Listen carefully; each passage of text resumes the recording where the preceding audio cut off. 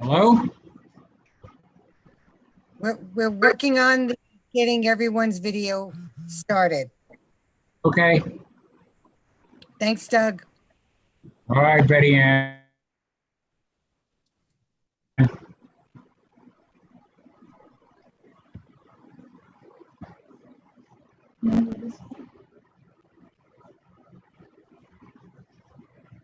Betty Ann, did you see the request from Christy to make her a participant or a host, whatever the appropriate term is? Yes, we're working on getting everyone properly logged in right now. Okay.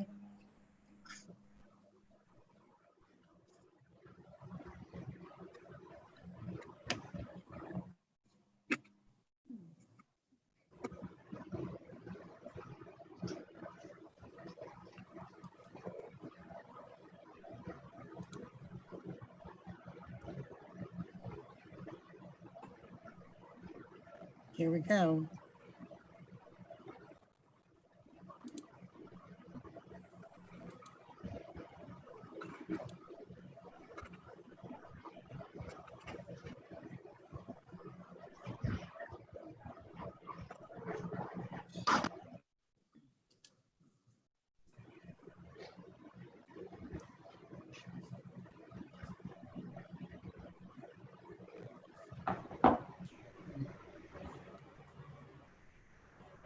Can everyone hear me and see me?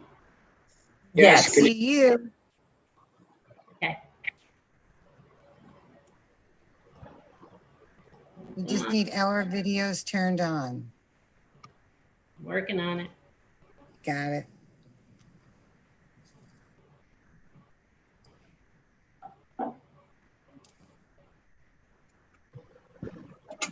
Can you hear me and see me? Yes. See you. I can hear. I'm not, everyone should be able to turn on their own video. You're all promoted to panelists. Nope, it says we can't. You cannot start your video because the host has stopped it. Right.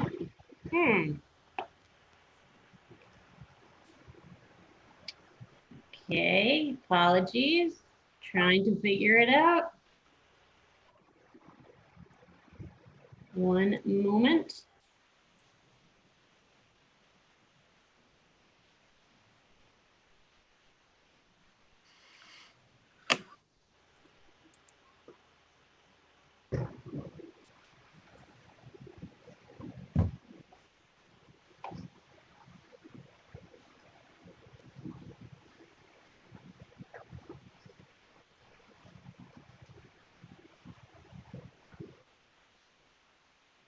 That should work. Everyone should be able to turn on their own video. Good. Yes. Thank you. Already. I'm B team tonight, so you got to give me a little slack, but I hope that's okay.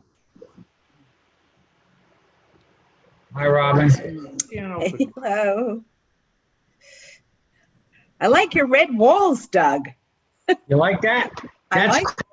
That's raspberry pudding. I don't. Betty Ann. Yes, sir. You see that picture I'm pointing to up there? Can you see it? So I see two pictures behind you. Right. Yeah. One is Louise at the sitting in the Colosseum in Rome. The other one is my granddaughter with a Dallas Cowboy hat on. Love my boys. There you go.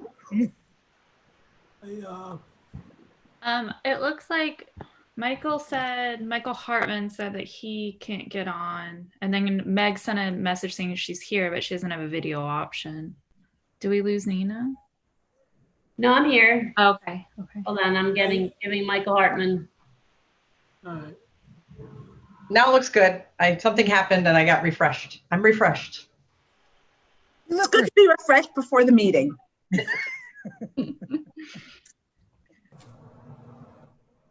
Like the weather was a little better today. Hey, every we have to be happy about every little degree that's lower. Yeah, Yes. I agree. Everyone can see on the screen, we have Mr. Long. He's the new Director of Planning for the village. Oh, okay. Hi there. Hello, nice to Hello. meet you. Yes, you too. So the next meeting will be you'll be running it? Yes, I'll be running your next meeting. Yep. Okay.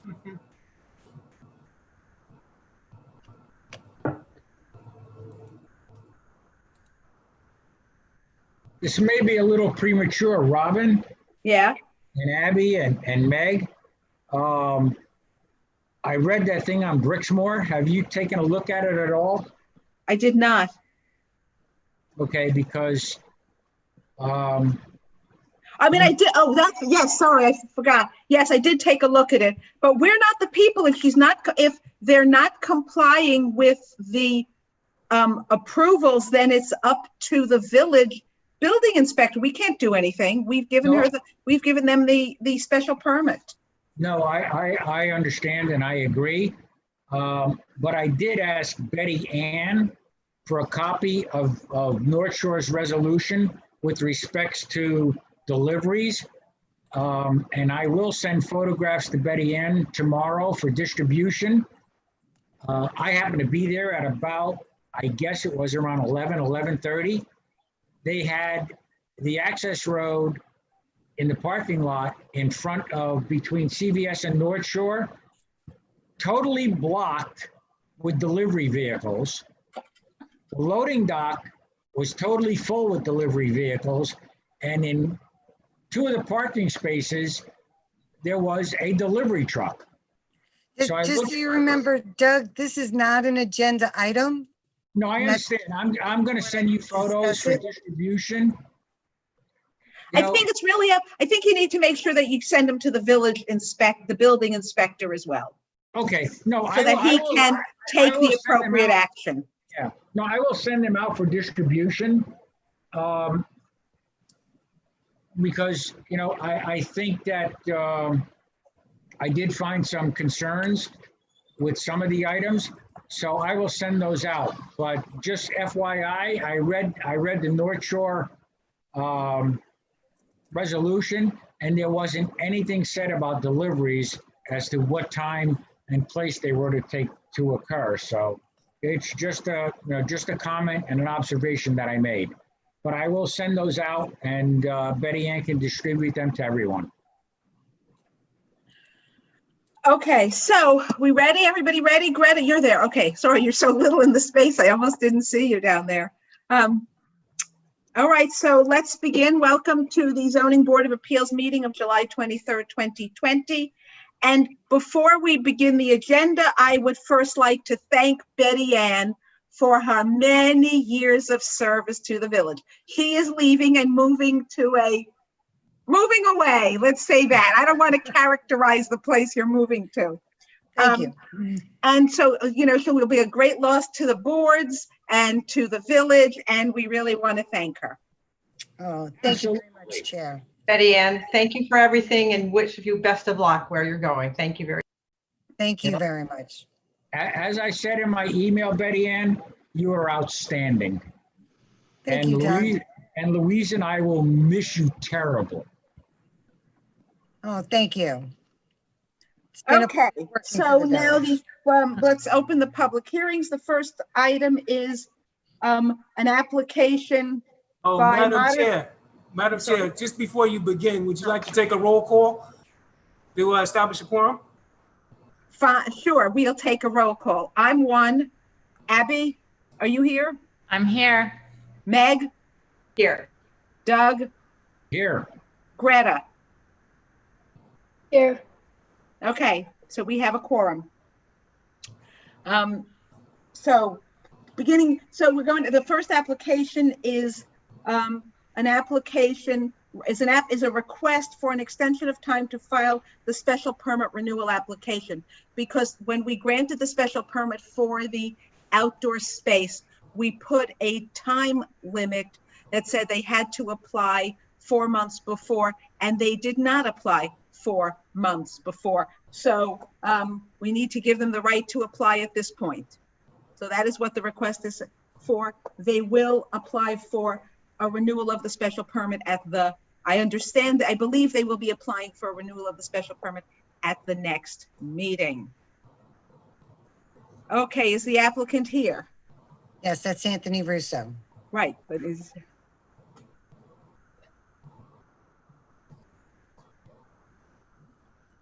We can unmute him. yeah, you should unmute him if it's us that are stopping him We're working on from it. being audible and visible.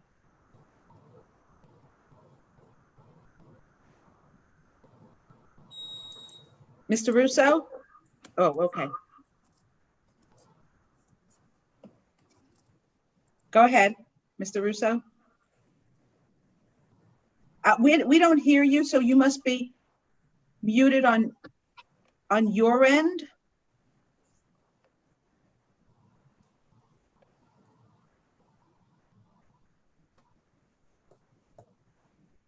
Is your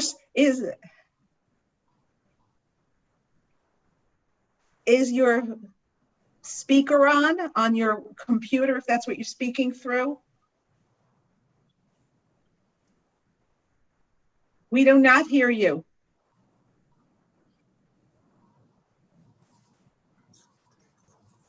Anyone have any suggestions for Mr. Russo? Perhaps he could also call in on his phone so we could see him on the screen here, but maybe he could join the meeting also on his phone and speak that way. It's a good idea.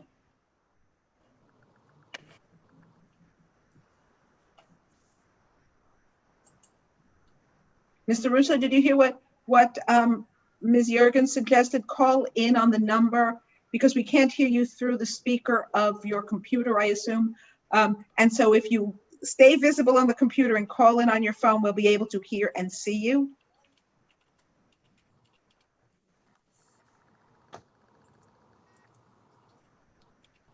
Mr. Russo, can you hear us? Okay, I'm going to read you the phone number. Ready?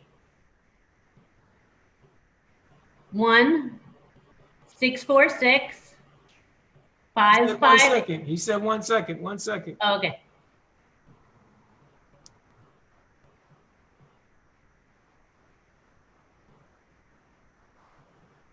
He said you can read the number.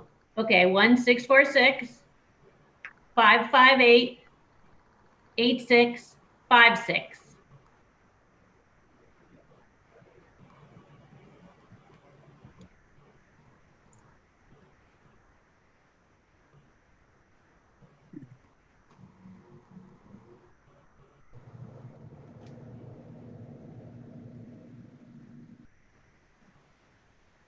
We don't hear you. Did you call?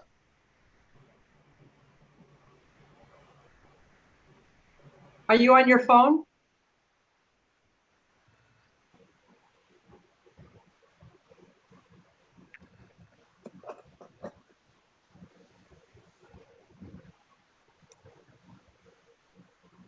We don't hear you.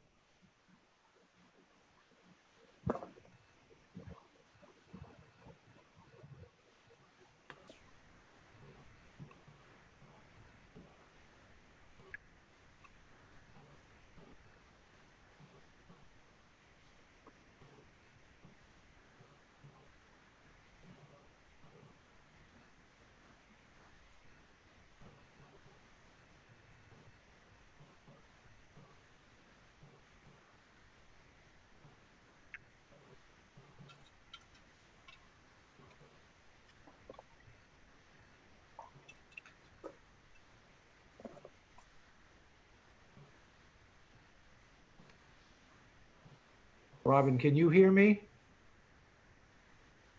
Robin? Yeah, Frank, I can hear you. Yeah, I can't get video. It still says that the host has blocked it. So I can hear everybody. I hope you can hear me, but I can't get video. Mhm. Did you call that number, Mr. Russo?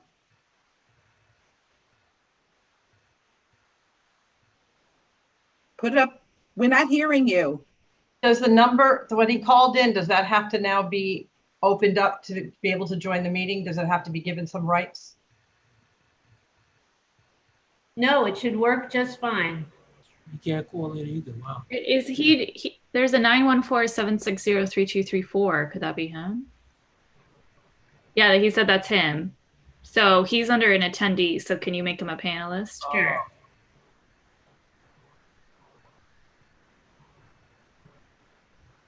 Oh, I don't know why my, oh, can you hear me now? yes. We I hear can. you. Hallelujah. Wow. I'm sorry. I don't know if it's my computer. I've been on many Zoom calls, so I'm not 100% sure. I am not technologically advanced, though. Well, just proceed with your application, please. Okay. Okay, so I don't know. Is it my turn to speak? Yes, next, Okay. it's your turn. You're the applicant. Tell us what you're here for. Okay, so I'm here for an extension of my current special permit. Obviously, the time had elapsed. I knew I had to apply 4 months before, but in my mind, I was thinking before outdoor dining, not before the end of the permit. And when the months came before outdoor dining, we were in COVID, and I just dropped the ball at that point because we were focused, we had closed the restaurant and we were focused on other things. But I do have my application in, and, I fully intend to be at the September meeting. So this is just an application to allow him to make that application, really. Because that's not what our special permit said. It's the request for the extension of time to file. Anybody on the, does anybody out in the from the public wish to say anything about this application? Well, before we go there, does anybody on the board have any questions for Mr. Russo? No. Okay, does anybody from the public wish to speak?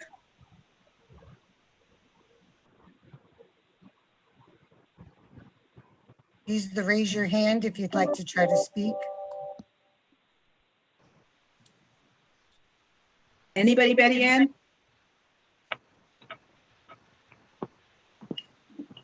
No hands are raised. Okay, so I think that's it. I guess no one else wishes to speak.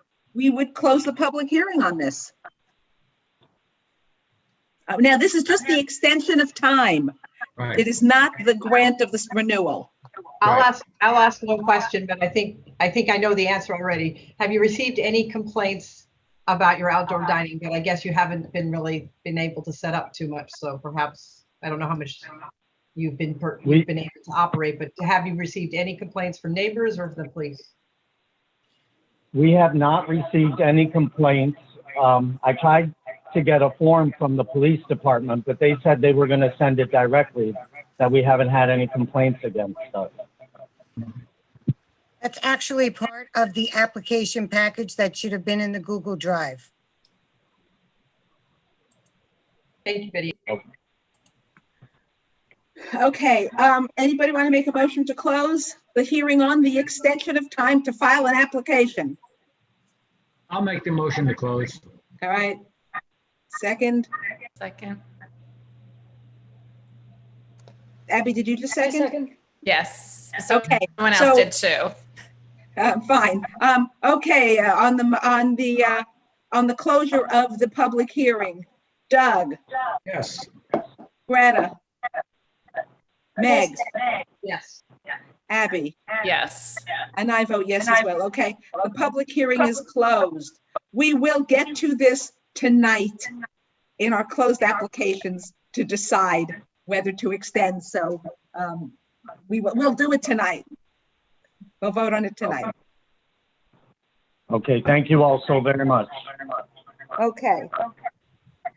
The next application is 1 SP 2014 Hampshire Club renewal of their special permit for non-member events. Hey, Robin, I have to recuse myself on this, just a reminder. So Okay, thank you. should So I I, guess- How do we, you did this last time, I forget. What did we do to recuse? I think you turn off you unmake Right. her a participant. Okay. this I application. wanted to make a short statement on my recusal, just to be very clear to everyone why I'm recusing. So for the record, I am recusing on the Hampshire matter because I own a property that borders, whose entire length borders on top of Hampshire and has all year round views of Hampshire. And as a result, I do have a material financial stake in Hampshire as expressed to us over the years by brokers, by property listings, and by appraisals. So I just wanted to be very clear about that. All right, thank you, Abby. So if you would take her off as a participant for this application, please. Ashley? Nina. Nina's driving tonight. Oh, yes, Nina, right. We Well, normally, it's up to you, but we normally just turn their screens off and their sound. So I don't. okay, so do that. That way she doesn't have to worry about. Okay, so just do that, please. Okay. All right, is the applicant here? Is that you, Mr. Pfeffer? No, Or Mr. Mr. Cooper. Yes. Okay, there's somebody else down here. That's why I didn't know who it was. Yeah. Gotcha. Can you hear me? Okay, sometimes my sound is, okay, good. Thank you. Good evening. Just for the record, my name is David Cooper. I'm a partner with the law firm of Zarin and Steinmetz, here representing Hampshire Club Inc., the applicant. We're here tonight on an application to renew the special permit to conduct non-member events at the club. Just with me tonight, along with Mr. Pfeffer, Dave Smith, the general manager of the club, and Dorothy Maruzis, who's the assistant general manager of the club as well. Betty Ann, before I start, good seeing you, and I just learned listening to this that you're leaving, so good luck, and I will miss you on Wednesdays and every other night. I seem to be in Mamaroneck a lot to see you. So anyway, thank you. Just by way of background quickly, members of the board issued a special permit to Hampshire in 2014 to conduct non-member events pursuant to your village code. The board subsequently renewed the special permit in 2017. Your code, as well as the special permit that was originally issued in 2014, requires us to come back every 3 years for renewal. So tonight we're here for another renewal standard pursuant to the code and your special permit. I did submit a cover letter, but just to summarize, the legal standard governing all renewal applications is that in the absence of a material change in conditions or evidence of a violation of the permit's terms, the renewal should be granted. In this case, there have been no material changes in conditions since the initial issuance of the permit or the renewal in 2017.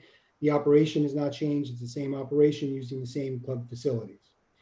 We also submitted evidence ahead of this meeting to your board demonstrating compliance with the terms of the permit with respect to a list of non-member events. Your code sets a threshold of 20% or no more than 20% of the events can be non-member events. In past years, you've required Hampshire, as well as I believe other clubs, to provide some showing of evidence. For us, we have provided a spreadsheet each time we've been before this board, and that's been accepted as acceptable evidence and correct evidence. So we've submitted another one to your board. And that does show that each year leading up to this renewal, the number of non-member events has been under the 20% cap. In addition, I understand that the police department did report back to Betty Ann and the building department that no complaints have been filed over the past 3 years. And Hampshire has not received any notices of violation or anything else from the building department with respect to their non-member event operations.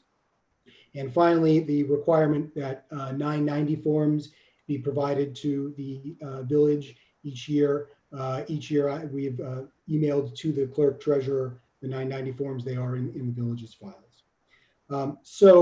Just in sum, the record before you is substantially the same record that was before you back in 2014 and 2017, first when the permit was issued and when the permit was renewed. So we respectfully submit that based on the record before you and your precedent in interpreting and dealing with the non-member event special permit, the record does support in this case another renewal of 3 years.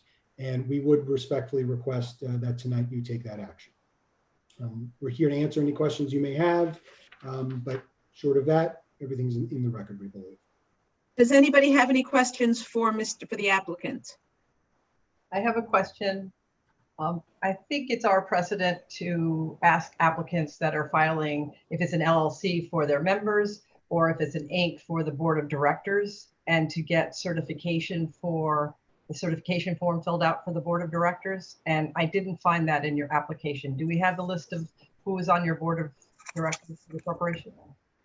I don't believe that that's a requirement for a special permit application, or certainly not for renewal. It's not in your list, so it wouldn't be in the packet that was submitted. It's in the initial application, but not in the renewal application. As a requirement, it's only in the initial application. Would it be something you could provide for us? It can be provided, but it's certainly not a requirement to issue renew the special permit.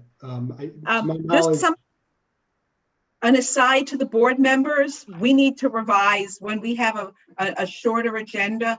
We need to go back to the application and we need to revise the application for renewal, which is much too bare bones. So we need to spend some time and to do all this. I'm just letting you know that we have to do this. And if the next few meetings are going to be, sorry, I don't mean to interrupt, but if the next couple of meetings are also going to have long agendas, I propose that maybe we need to have a separate working session just to deal with the applications and the forms that are submitted.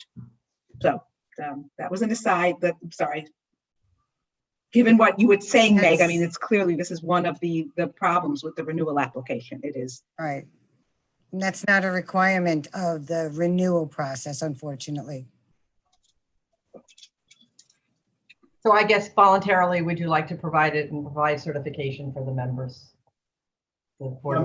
Is there a reason why you're asking for it? I don't have a conceptual issue with it. I just want to know for the record why that would be a requirement based on usually with the applicant, we ask for a certification that tells you what any affiliation you have with anyone in the village or any business they have in the village. And also I know that when we've had other member clubs come to us, we are interested to see what members are, if this is being run as a member club or if this is being run in a different way. Well, okay, yeah, I mean, I don't have an issue with it, and I'll ask the applicant we can provide it. Although what I would ask is, if the board is going to act tonight on the renewal, they act on it conditioned upon that being provided, so that it doesn't hold up the process. You know, that's fine. I don't want to hold it up because we didn't realize we were going to be asked to provide that. I don't know if we're going to act or not. I can't tell you if we will. Depend on time and what the other board members want to do. So I don't know that we are, regardless of this issue. Those are all my questions. I have a couple questions. One is David Smith signed the application but didn't indicate his capacity. General manager. I think in the beginning I just said that. So what's the capacity of David Smith? General manager of the club. Okay, I'm sorry. Yep. And then my other question is looking at the events that you submitted. I wonder if you could tell me a little bit more about some of the events, such as Sunday brunch, and why you think that qualifies, how that qualifies as an event. Oh, okay. The question is, you're asking, how does Sunday brunch qualify as an event in the denominator? Yes. Correct? Okay. Just by way of my question. Okay. By way of background, I believe in the last two submissions back in 2014, 2017, that same event was listed as an event and your board has accepted it. So, but I know you weren't sitting on the board at the time, so I'm happy to answer the question. So the code itself defines the denominator of the 20% threshold as events or activities of the club. And if you look at that, that could be any event or activity of the club, you know, any lunch or any meal or round of golf. Hampshire has never taken that approach. It considers only what we would define as special events. So in other words, theme parties, holidays, celebrations, events that have separate marketing pieces to the members. Come join us for Sunday brunch, for example. Come join us for whatever it may be. Reservations are required for those events. So it's separate from just showing up to the club and having a meal or playing around the golf. You need a reservation. And there's a special menu prepared for that event. And so that delineation was used back in 2014 and 2017 and accepted by this board. So we just carried that forward to 2020. Well, is it hosted or financially guaranteed by a member, or is it a general event hosted by the club as an entity? It's hosted by members of the club.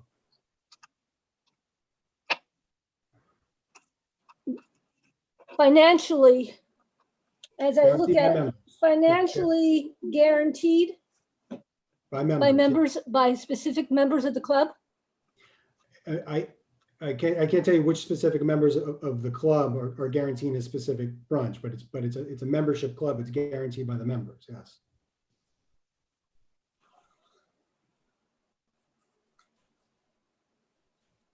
So you're advising that specific for each of these Sunday brunches, a specific member of the club is hosting or financially guaranteeing the event? No, this is Dan Pfeffer. Sorry, I'm trying to get my video working here, but I'm having that same Zoom issue tonight, I guess, and I apologize. Each of the, and David Smith, our general manager, is here as well. Each of the Sunday brunches is an event where people are invited to attend. There's a special menu. Each person that's invited is a member. We do not invite the outside public to go. Each person who makes a reservation for their family or otherwise is responsible for the payment of that bill, and they guarantee that they're going to actually make that payment. It's not like they're holding a wedding or hosting a wedding. A member's hosting a wedding where a member would guarantee that they will be paying their bill for the entire wedding. In this case, they're guaranteeing that they'll be paying their bill for their family members or other people that show up to the particular brunch that David is referencing. Does that make sense? Thank you, Dan. That's right. Okay. Yeah, I mean, I understand. It's what I thought it sounded like. It just doesn't. So it sounds like it's a club hosted event as opposed to an event where an individual member is financially liable for it, correct?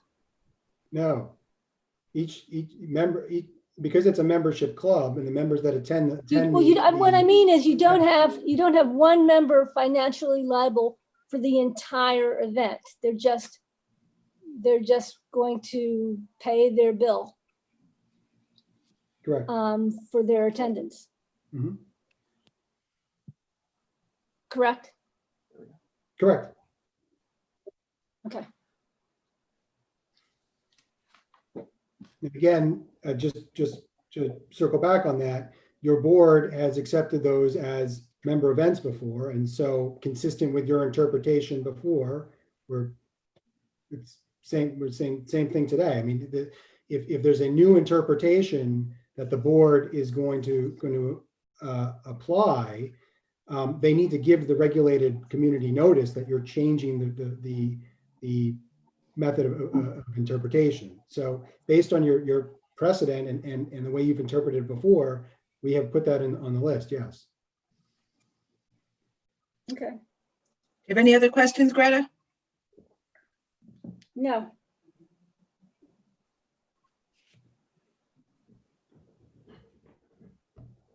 Was that a yes or a no? I'm sorry. I have no further questions. Okay, sorry. Does anyone else have any questions?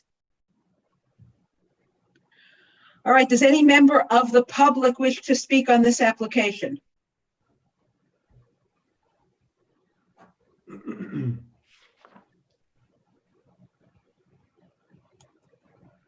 There are no raised hands. All right, we'll give it another 30 seconds or so.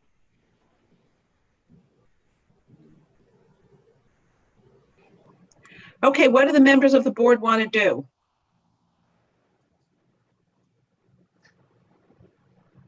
Anybody?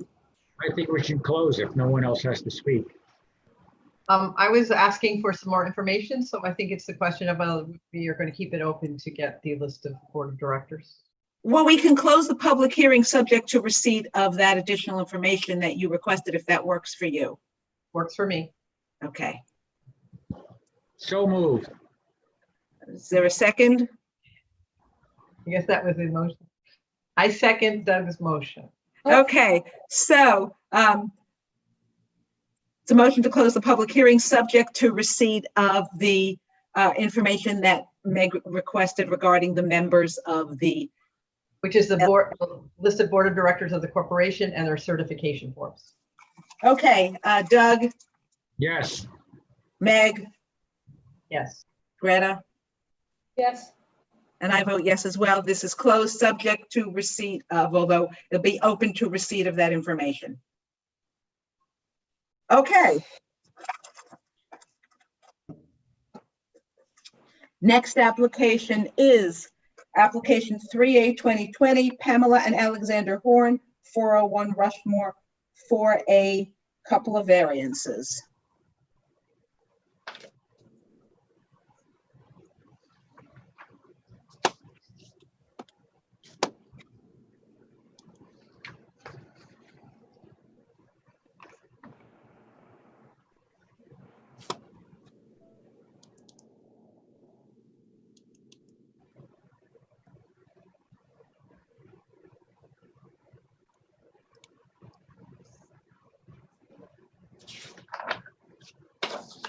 Are you there, Ms. Applicant?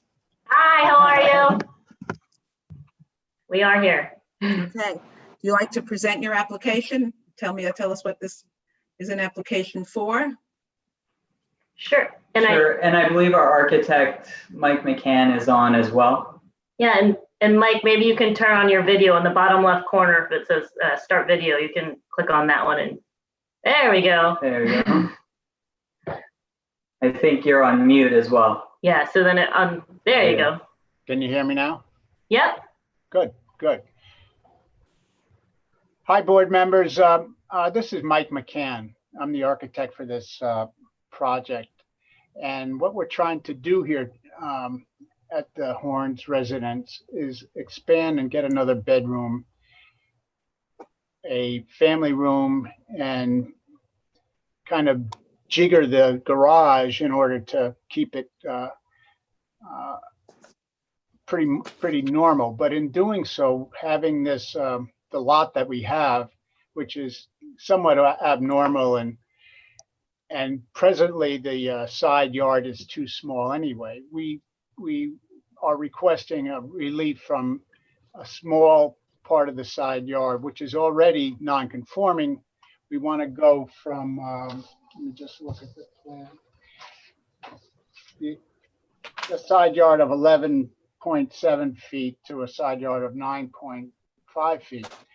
And I think what I'd like to go through is that what little effect or it would have on the neighborhood.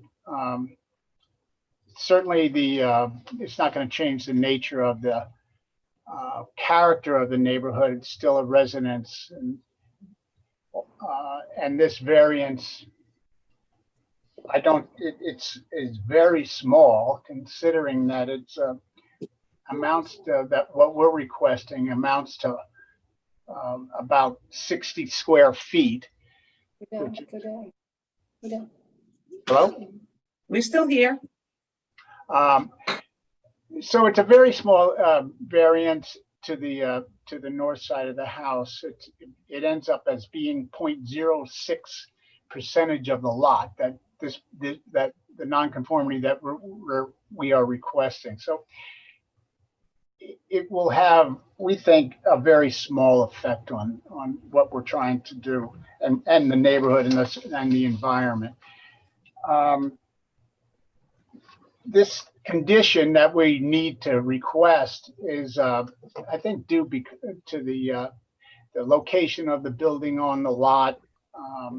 It looks like this property and the house next to it were part of an original estate, and it was subdivided, and the configuration of the lot is a little abnormal, and which puts us in a position to have to squeeze the side yard a little. And I think it will have very little effect on anything. The immediate neighbor next door has written a letter. I think you have, requesting all your consideration for and approving what we plan on doing. We have a letter also from the neighbor across the street with the same sentiment. Just trying to say that the investment into this area will be helpful. It's it'll be just people staying there and upgrading and investing in their property. I think that's what we're trying to do, and with your help and a little relief on this side yard, we'll reach our goal. So if there's any particular question that you might have. I have a question. I was a little perplexed. So because you're saying that you're not changing the rear yard setback, but the structure you're building is bigger than the structure that's there now. So why are you not changing the rear yard setback? Because the rear yard setback is 17.8 feet, and we're not changing that. But why not? My question is, as a factual matter, if you are expanding it, including it looks like to the rear, how are you not changing the rear yard setback? That's what I'm asking. Because we're not going to the existing rear yard with the expansion. I think she's asking why, and if I can answer that, we have the way the lot is set up. We're kind of sloped away from Harbor Island Park, and and we have bedrock in the rear yard, and we have a retaining wall that's about. That's not my question. It's not why it's. You have an existing garage that has a certain configuration on the lot. You are building back of the existing garage. You're building toward the rear. No, we're not. No, we're building towards the front and the side. Okay, so the rear of the existing garage is going to be in the same place as the rear of the new portion of the building. Yes, right. That was what I was trying to. The area with the diagonal lines is the proposed work. It's in it, right. Okay, I was trying to understand exactly. This is why we need more room, because we have our kids crawling all over us. I'm sorry, this is not very professional of us. Okay. One of their aims on this is also to get back their dining room, which is now the family room, playroom, and storage room. And the new family room will help that a lot. And the configuration that with the design, I think what the way I laid out the floor plan is the most expedient and logical. The family room off the kitchen, the garage off the with the mud room. So we can't put it somewhere else on the lot. This is it. The floor plan of the existing floor plan of the house pretty much dictates what we're doing. Do you have a 2-car or 1-car garage now? So it's only one usable space. So the previous owner ate into one of the parking spaces in the garage to create the laundry room. So it's only one usable space. Okay. Anybody else on the board have any questions, please? just quickly, I'm sure this is just a miscommunication, but you said the neighbors across the street, but across the street is Harbor Island, right? So do you mean to the other side? No, It's like catty corner, so it's kind of not directly across, but a little to the south, I guess. The first house on the first house on that side of the park, on that side of the street. Got it. Okay, got it. Wait, following up, you said one neighbor. Did both neighbors to your sides sign off, or only one neighbor? We have 2 letters of support, one from our immediate neighbor that we would be closest to with this expansion, and then across the street, that neighbor also. And we can contact our other neighbor too. We can get the other neighbor as well. I'm just wondering, so they didn't say no, they didn't say yes, you just didn't talk to them. Right. Okay. Right. We've talked to them, we just didn't, they didn't write a letter. Okay.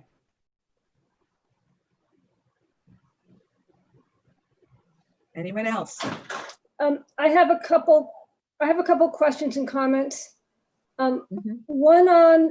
One concerning the EAF that you completed. I just want to note that number 5B was left blank, and number 17 needed an explanation, and that was left blank. I couldn't hear you. I'm sorry. On the EAF, number 5B was left blank. And number 17, B was marked yes and required an explanation, and none was given. Well, just a quick thing. Is this just a quick question? Is this a single family house? Yes. Yes. Yeah. So just so you are aware, with single family homes, they are considered a type 2 action, and therefore no further secret investigation, environmental investigation is required. Okay, great. Okay, no further investigation. Yeah, that's good. Sounds good. So that means that basically what that means is the EAF is not necessary. Even if no further environmental, right, we know that it is a type 2. That doesn't change the fact that I think Greta is just wanting to make sure that in fact, all the information that's supposed to be provided is in fact provided. Fair enough. And with that being the case, the EAF is not required when there's a type 2 action. An EAF is not required. That's correct. Oh, okay. Well, that's a whole, didn't know that actually. Okay, because we've been getting EAFs all the time. Can it be, and this is a question, that while the EAF is not required by state law, we as a committee, as a board, can decide that we want it completed internally, and we can make it a requirement? That's a question for your attorney. I mean, if you're asking me, I don't really see why you would require it, though. It's a type 2 action. What's the point of it? Well, I'm just asking the question. You know, we've always had them. I guess it would have to be reasonable, right? And if it's not actually required, and if there's really no use of it, I don't see why it should be provided. I didn't know that it wasn't required, but if the board decided that as part of its application going forward, we wanted additional information, and the additional information we wanted was already visible, right? It was already contained within the EAF form. Why would we not be able to do that? And maybe we create that form and we don't call it an EAF, we call it a additional environmental information form. It just has to be reasonable. All I'm saying is I don't see why you would require it, but if you want that information and it makes sense in terms of other portions of the application, I think it's fine to request it. So then I would say when we go through the application form, we can discuss this and see if there are questions from the EAF that we would want to include on our on our revised application form. Does that answer? Give you what you need? Will that give you what you want, Greta? Yeah, I mean, okay. then we'll do that in the future.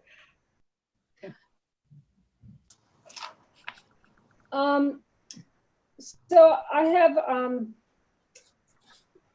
a slight, not a slight, I have a disagreement with the characterization of it not being a substantial variance. The request to move, to propose 9.5 side yard, lesser side yard setback is actually a 37% variance by my math. So that is considered substantial. And given that it's substantial, I think we, at least I look at it a little bit more carefully than if it was insubstantial, which insubstantial is less than 15%. Substantial, as I understand it, anything above 15% is substantial. And I calculate this to be 37%.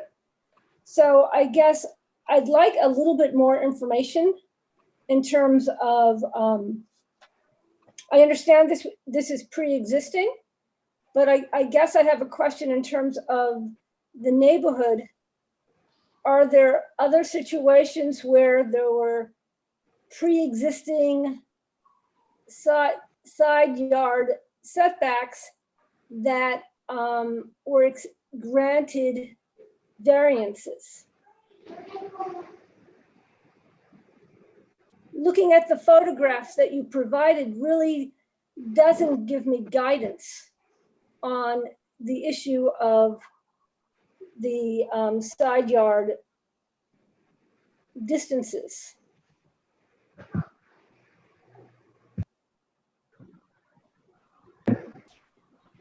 I guess yes. So we do know that our neighbor one of the neighbors who wrote the letter also, I believe, presented before you the Heises, Robert and Laura Heise, requesting a side yard variance as well. That's the only. And then our next door example. neighbors who are immediately close to our expansion, they just did this same thing, basically adding a second floor onto their garage. I don't know if they required a side yard variance though. So I don't know. The other thing that I wanted to make note of too is the conditions. I don't know if you have, as part of the plans, you can see the aerial of our existing lot, and you can see that the side yard where we plan to encroach is at an angle.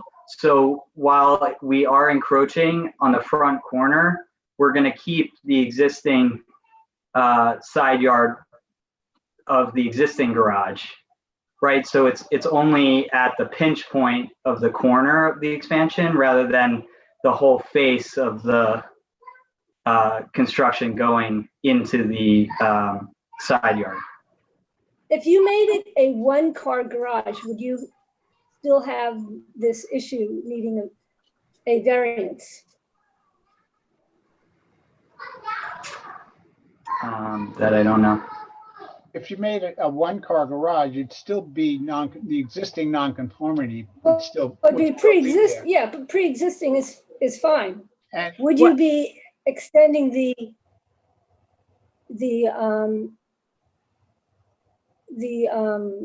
nonconformity, or would you be within that that grandfathered pre-existing? Well, I think the Maybe question would not, also but- have to be, if they have I don't know, I don't know whether the I don't know what they require. I'm not looking at my code right now. I don't know for this house whether they need two spaces or one space. If they need two spaces and they have an existing one space because the prior owner configured it when he shouldn't have, and there was no certificate of completion or anything, and I don't remember looking at the application if there was. So to answer your question, we'd have to double check and see whether turning it into, if it's officially a two-car, he needs two space. I don't know the answer, but we'd have to look at that. That's all I'm saying, and I don't know the answer, just to answer your question.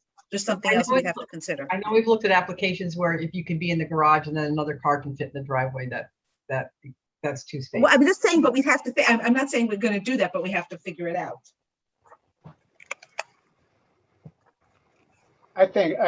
Personally, I think a house in this vicinity, I think every house would have a 2-car garage, or certainly most of them. And that's what they're trying. They're trying to invest in their house, and a 2-car garage is almost standard in homes like this.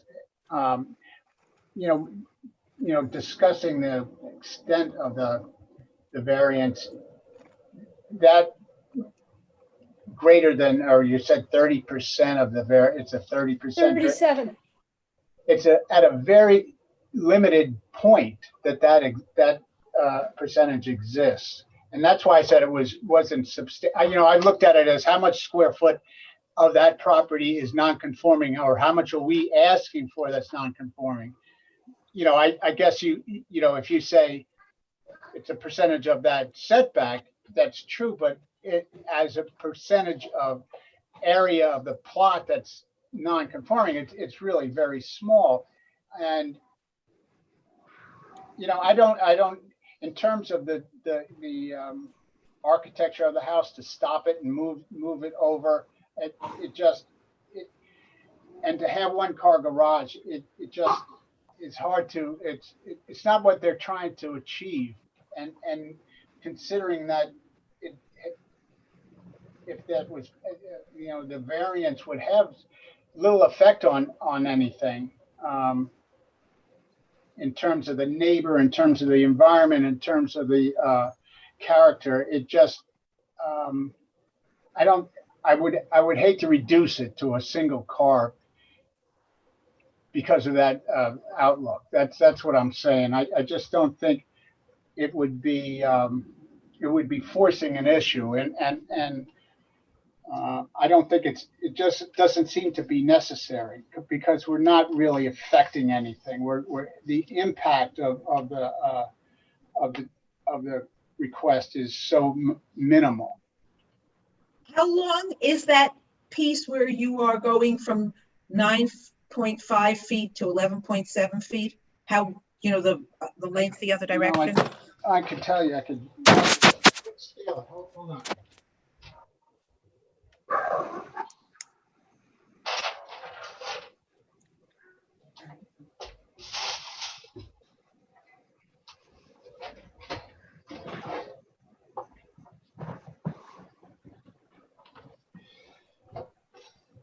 I'm back. It's 20.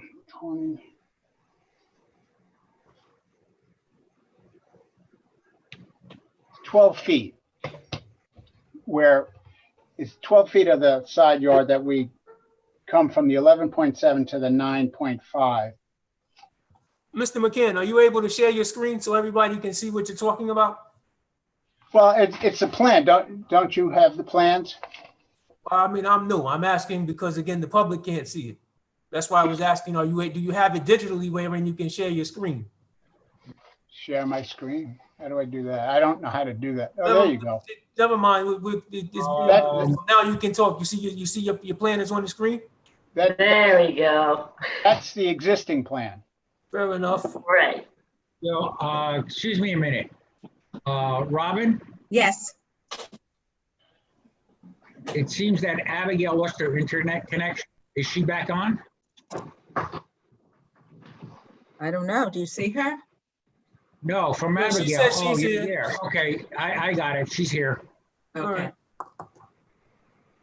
Okay. I don't see her, but I got the little block that says she's here. All right. So, Mr. McCann, what I'm seeing, I see the survey. I'm not seeing the proposed plot plan that shows the. It's there. It's right. It's right next. If you can shift over from the first floor plan, yeah. Keep going. Keep going. A little more. Over to the right. Oh, you go up. There you go. Yeah, it's right here. there. Is if you can blow that area up, you can see what we're. No, I'm marking it up on the. Thank you.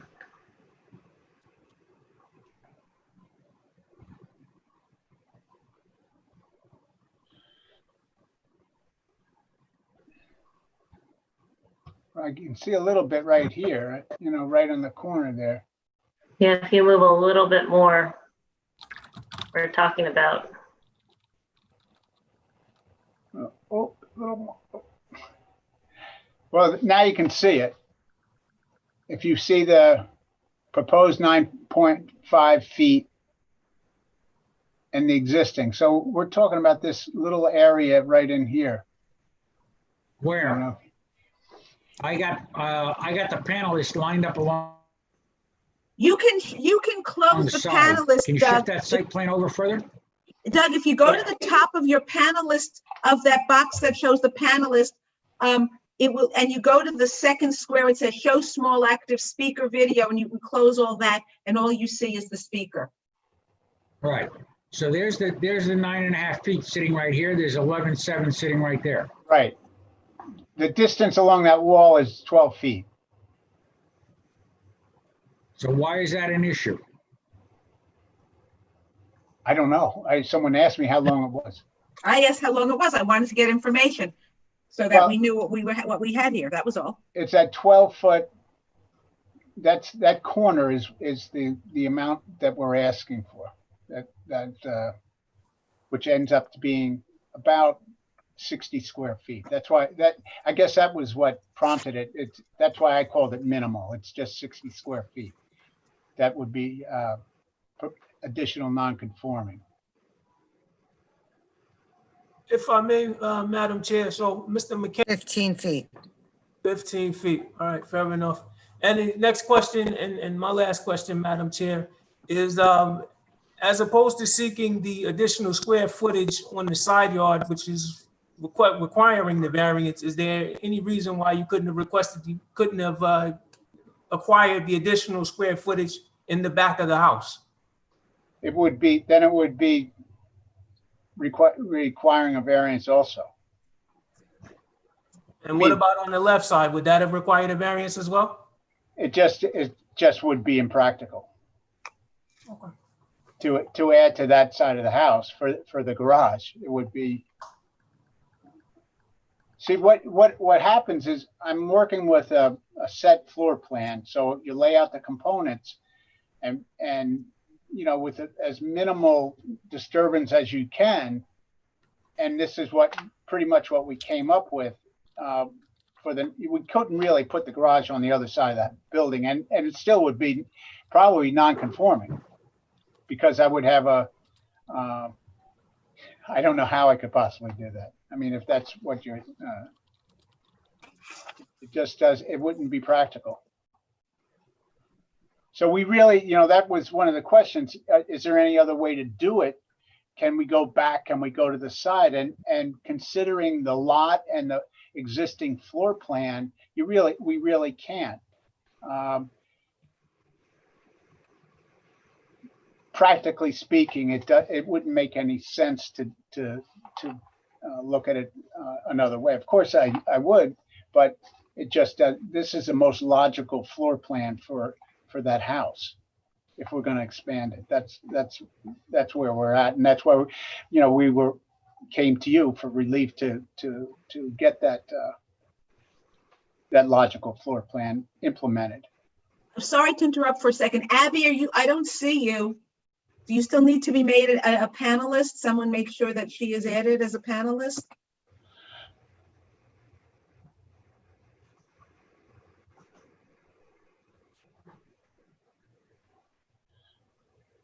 Nina or whoever is controlling the switch here?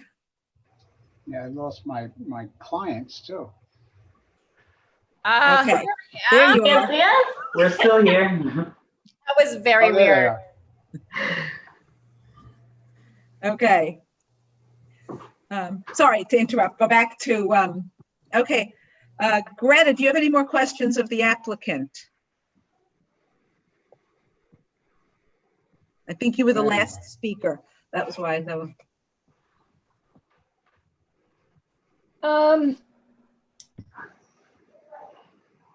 What were could you give me the name of that neighbor who had a side yard?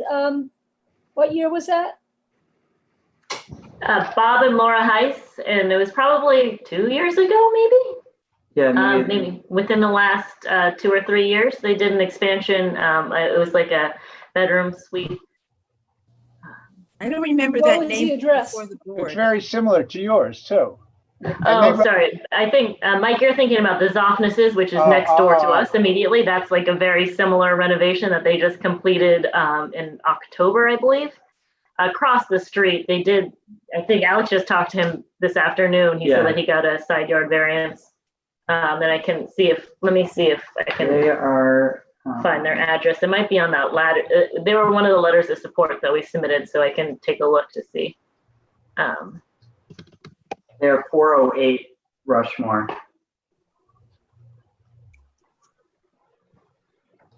Robert and Laura Heiss. Heiss.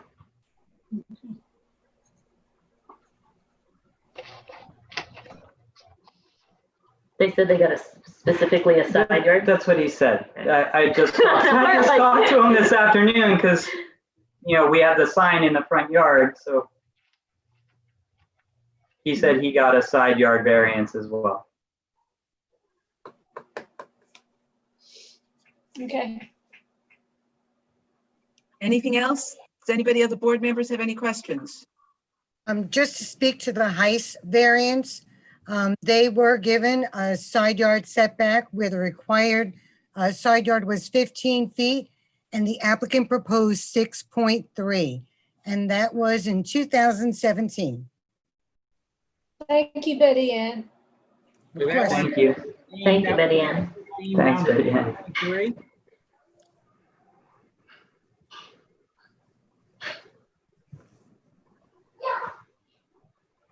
Betty Ann? Anybody sorry? else on the board? Okay, Betty Ann, that went from 15 down to 6.3. That is correct. Thank you. anybody from the public wish to speak on this application? It is a David Cooper, I believe. David Cooper has a question about the prior application, so we're gonna just hold that until this hearing is closed. Correct. And there are no other hands raised. Okay, does anybody else on the board have any questions, or if not, what do the board members want to do? Is there additional information you require before we close this hearing? Greta, Meg, Abby, Doug? I'm ready to close the application. Okay. You want to make a motion, Meg? I'll make a motion to close the application. I'll second that. Okay, Meg? Yes. Doug? Yes. Abby? Yes. Greta? Yes. And I vote yes, so this application is closed. We may or may not get to it tonight. Otherwise, we will get, wait a minute, before I say that. Oh, no, we may or may not get to it tonight. We'll see. Okay, so this application is closed. Thank you all very much. Thank you. Thank you, Betty, for all your help with the checks and everything and being so responsive. My pleasure. Yes. Have a good Betty, evening. Betty, thank Okay. you very much for all your help with that. Do we get a decision shortly? Is that what you have? We may or may not vote on it tonight. We may or may not get to it tonight. We may not get to it until next week. Oh, okay. Next week, I'm sorry, next meeting in September. I'll let you know tomorrow. Okay. Okay. All right. Thank you. All right, the next step. Chair, if I can just interject 1 second. If we can go back to Hampshire for 1 quick second, the information that Meg has requested is found in the 990s from 2018, page 7 on the 990s forms. So they should be in your Google Drive, and they should be in the email that I sent earlier today with the opened 990s. If you could look at page 7, that information can be found. That'd be great. But that doesn't include the certifications forms for those people. But thank you, Betty Ann. Of course. Okay, so the next step. Robin, can we just have David Cooper just has a quick question about the prior application? Sure. Okay, I just, believe me, I don't want to extend the meeting and you almost caught me with my tie off. But the certification forms, I'm just not sure what you're referring to, because the 990s are obviously certified. It's a different question. We have a certification form that we request in most of our applications. I didn't realize it was not part of the renewal application, in which it specifically asks about your affiliation with members of the village board and staff, and whether you have any business in front of the building. Okay. Is that correct? I'm sorry, I misunderstood. I thought you were looking for some sort of certification with respect to the 990s. Okay. Yeah, not doubting the efficacy of the information, the truthfulness of the information. No. Got it. Okay. I will probably be able to get that to you.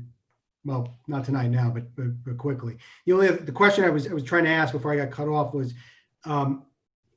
if the next meeting of the zoning board is in September and the board doesn't get to vote tonight, then I'm assuming that the special permit would just automatically be left open, would be extended, because the deadline, we may be getting close to the deadline. I actually think will be before it if it's September, but.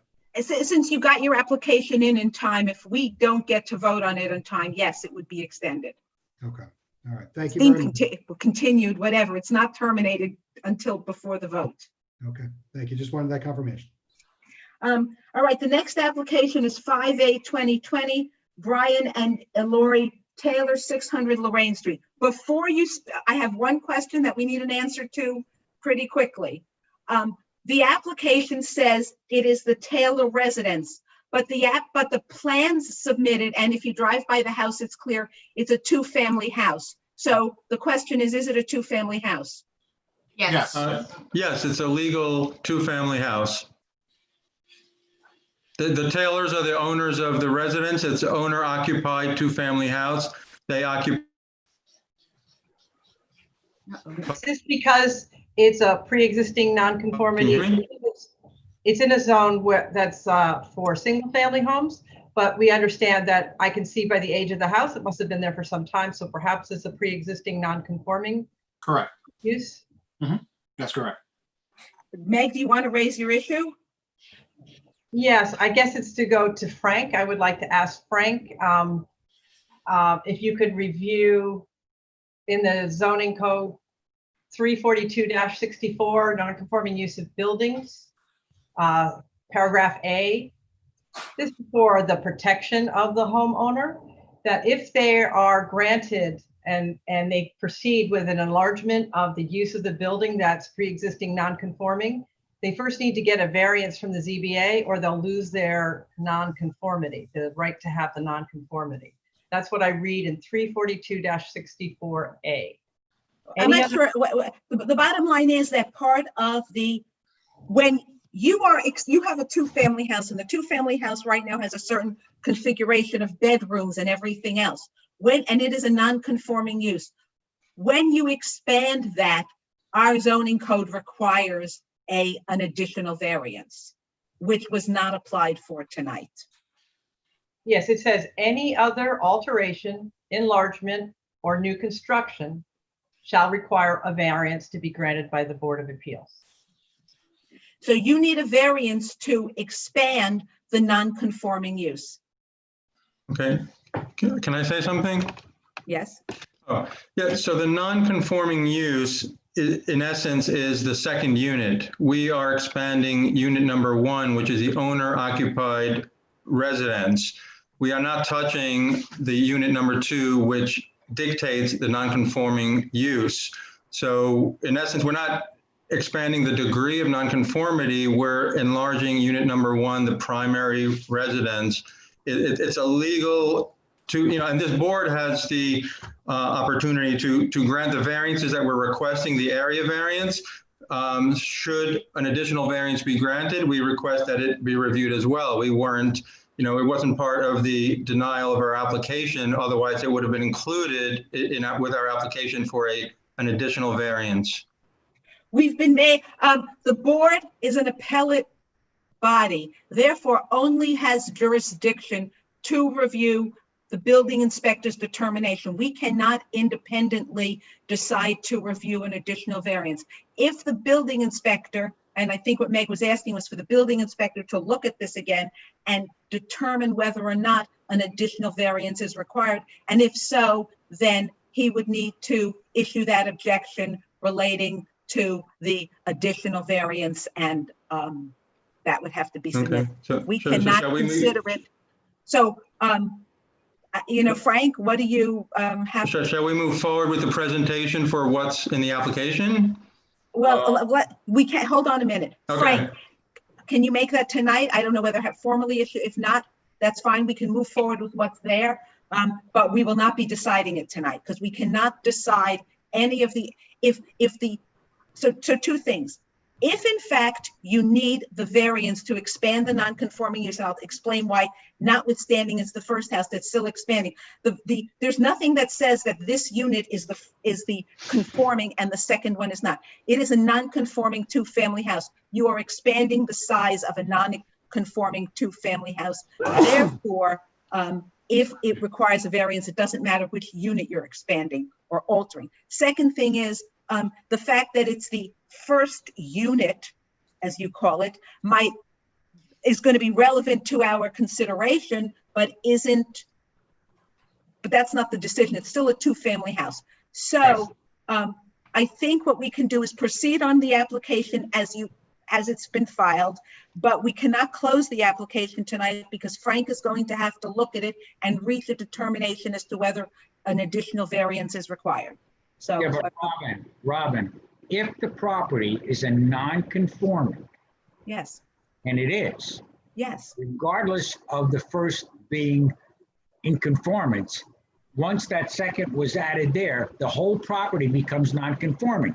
So it will require the variance. Yes, but Frank has to issue that objection before we can consider it. That's correct. That was my point. So, Mr. Schloman, if you want to proceed with the application and the variances that are pending, we're happy to hear you tonight about that.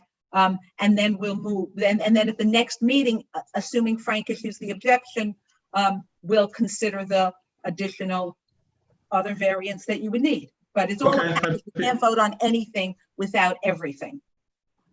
Okay, well, I'd be happy to walk you through the project. Am I able to share my screen? Can someone allow me to share my screen?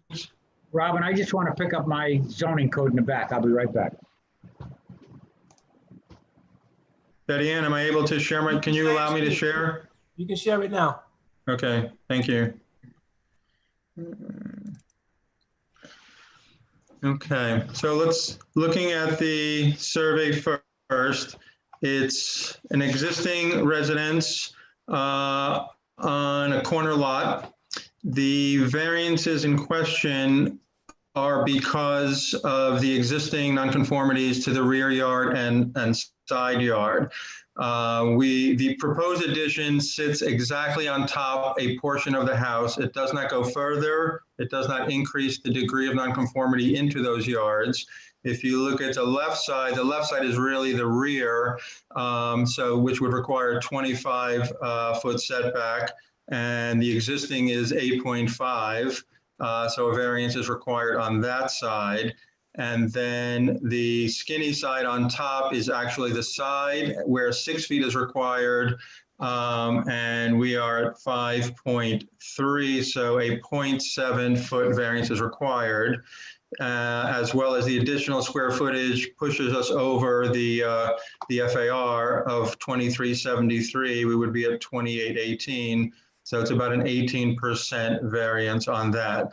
So in terms of percentages, they seem significant, but in terms of effect on the site and the neighborhood, the effect is barely felt because they're not intruding further into any of the yards. So I'll just walk you through the plans. The existing residence, where's the first floor? Oh, yeah. The existing residence for the owner, Mr. and Mrs. Taylor, who are on, is a 2-bedroom unit, kitchen, dining room, living room. They love the neighborhood, they love the town. They're a young, growing family, so they needed more bedrooms. Working from home, which everybody is doing now, needed an office, so this was an opportune time. So basically, the whole left side of the house, above the 2 existing bedrooms, bathroom, that's a 1-story. Right now, it's just a flat roof or a very shallow hip roof.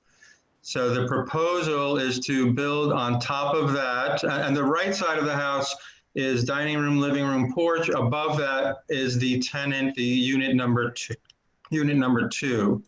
The proposal is to build exactly on top of the footprint, adding 2 bedrooms, an office, and a bathroom. We were able to fit it in. You can see the red hatched area is the unit number 2, the tenant. The residence, so on the side elevation, you can see on the very left side where it says addition and addition, that's where the proposed addition is. The whole right side, the 2.5-story structure is existing, that's not being touched. The left side is where we are adding 1 story, which helps a lot with the traffic flow on the inside. This is the front of the street. Nothing is visible from that street, from that side. This is the side elevation looking at the addition. This is where the bedrooms have been added. And I just want to show you a little bit. So this kind of shows you the red part is the tenant, the light blue where there's an existing storage basement, the first floor, and now the added 2nd floor. So it's just easy to see. So in terms of height, it's not massive. The overall effect, there's no excavation, there's no added drainage, there's no added stormwater. It's just a very logical addition. And we just put together, in hopes of going to the architectural review board next, we put together we're re-siding the house, they're investing in the neighborhood, they're investing in the property, and they're very happy to do that. So we put together just new siding, new roofing, and this was what the addition would look like. Okay, we also have, we've submitted the 5 questions in terms of being self-created. It's self-created in the sense that, yes, it's desired, but in actuality, it's also as a result of the existing non-conforming lot, in result of the setbacks. But in terms of affecting neighbors, environment, really minimal effect. We also have letters from 2 neighbors in support of the application. They're excited that the neighborhood, that values would go up, that their neighborhood would be prettier, that the Taylors are wonderful neighbors. So there's a neighbor, 739 Jefferson Avenue, as well as William and Jill Caslin at 728 Jefferson Avenue. So I believe you should have a copy of that. So let me just go back here. So in essence, the variance is really a result of a lot of the existing site conditions, and we did not propose to go any further. So I would happy to answer any questions. Does anybody on the board have any questions at this time for the applicant? Well, I have a question.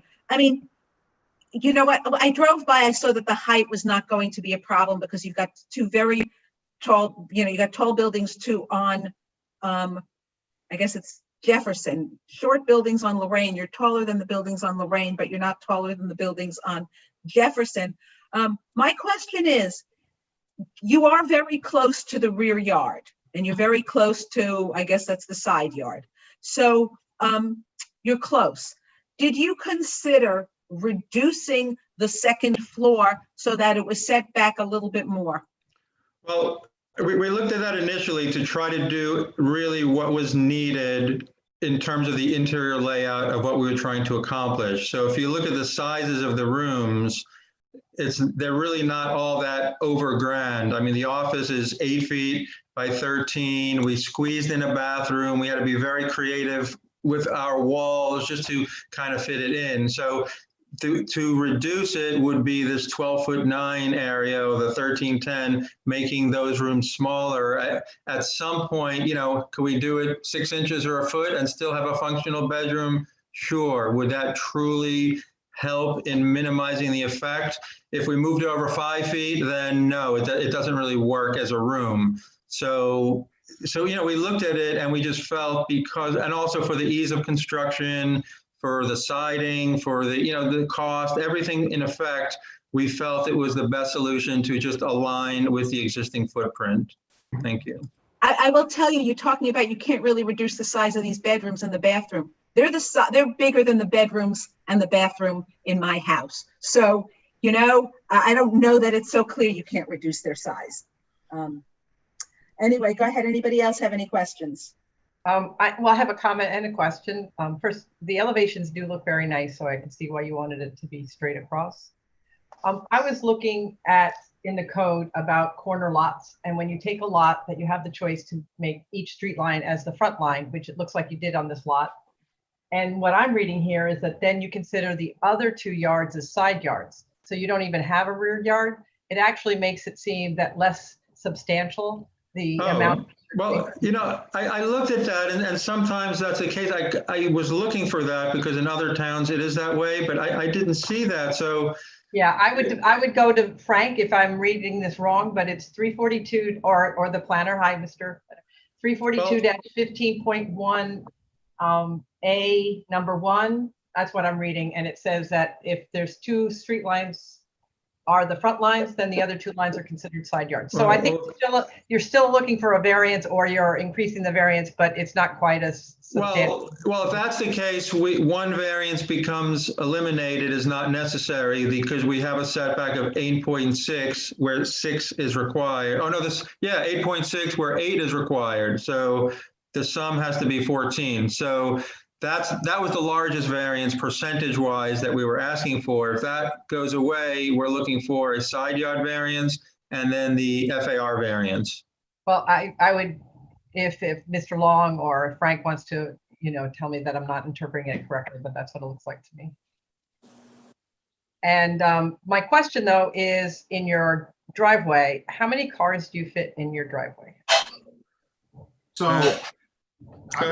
Mr. Taylor. Yeah, so currently we fit one car in the driveway. It's very uncomfortable to try to fit 2. We're trying to open the doors. So that's why we're trying to just expand the driveway a little bit. Really, it's, you know, it's a little bit of dirt at the top there and then some rocks on the side. So we're not really eliminating space that we're using for something else. I think you're actually required to have more parking spaces for the 2-family home.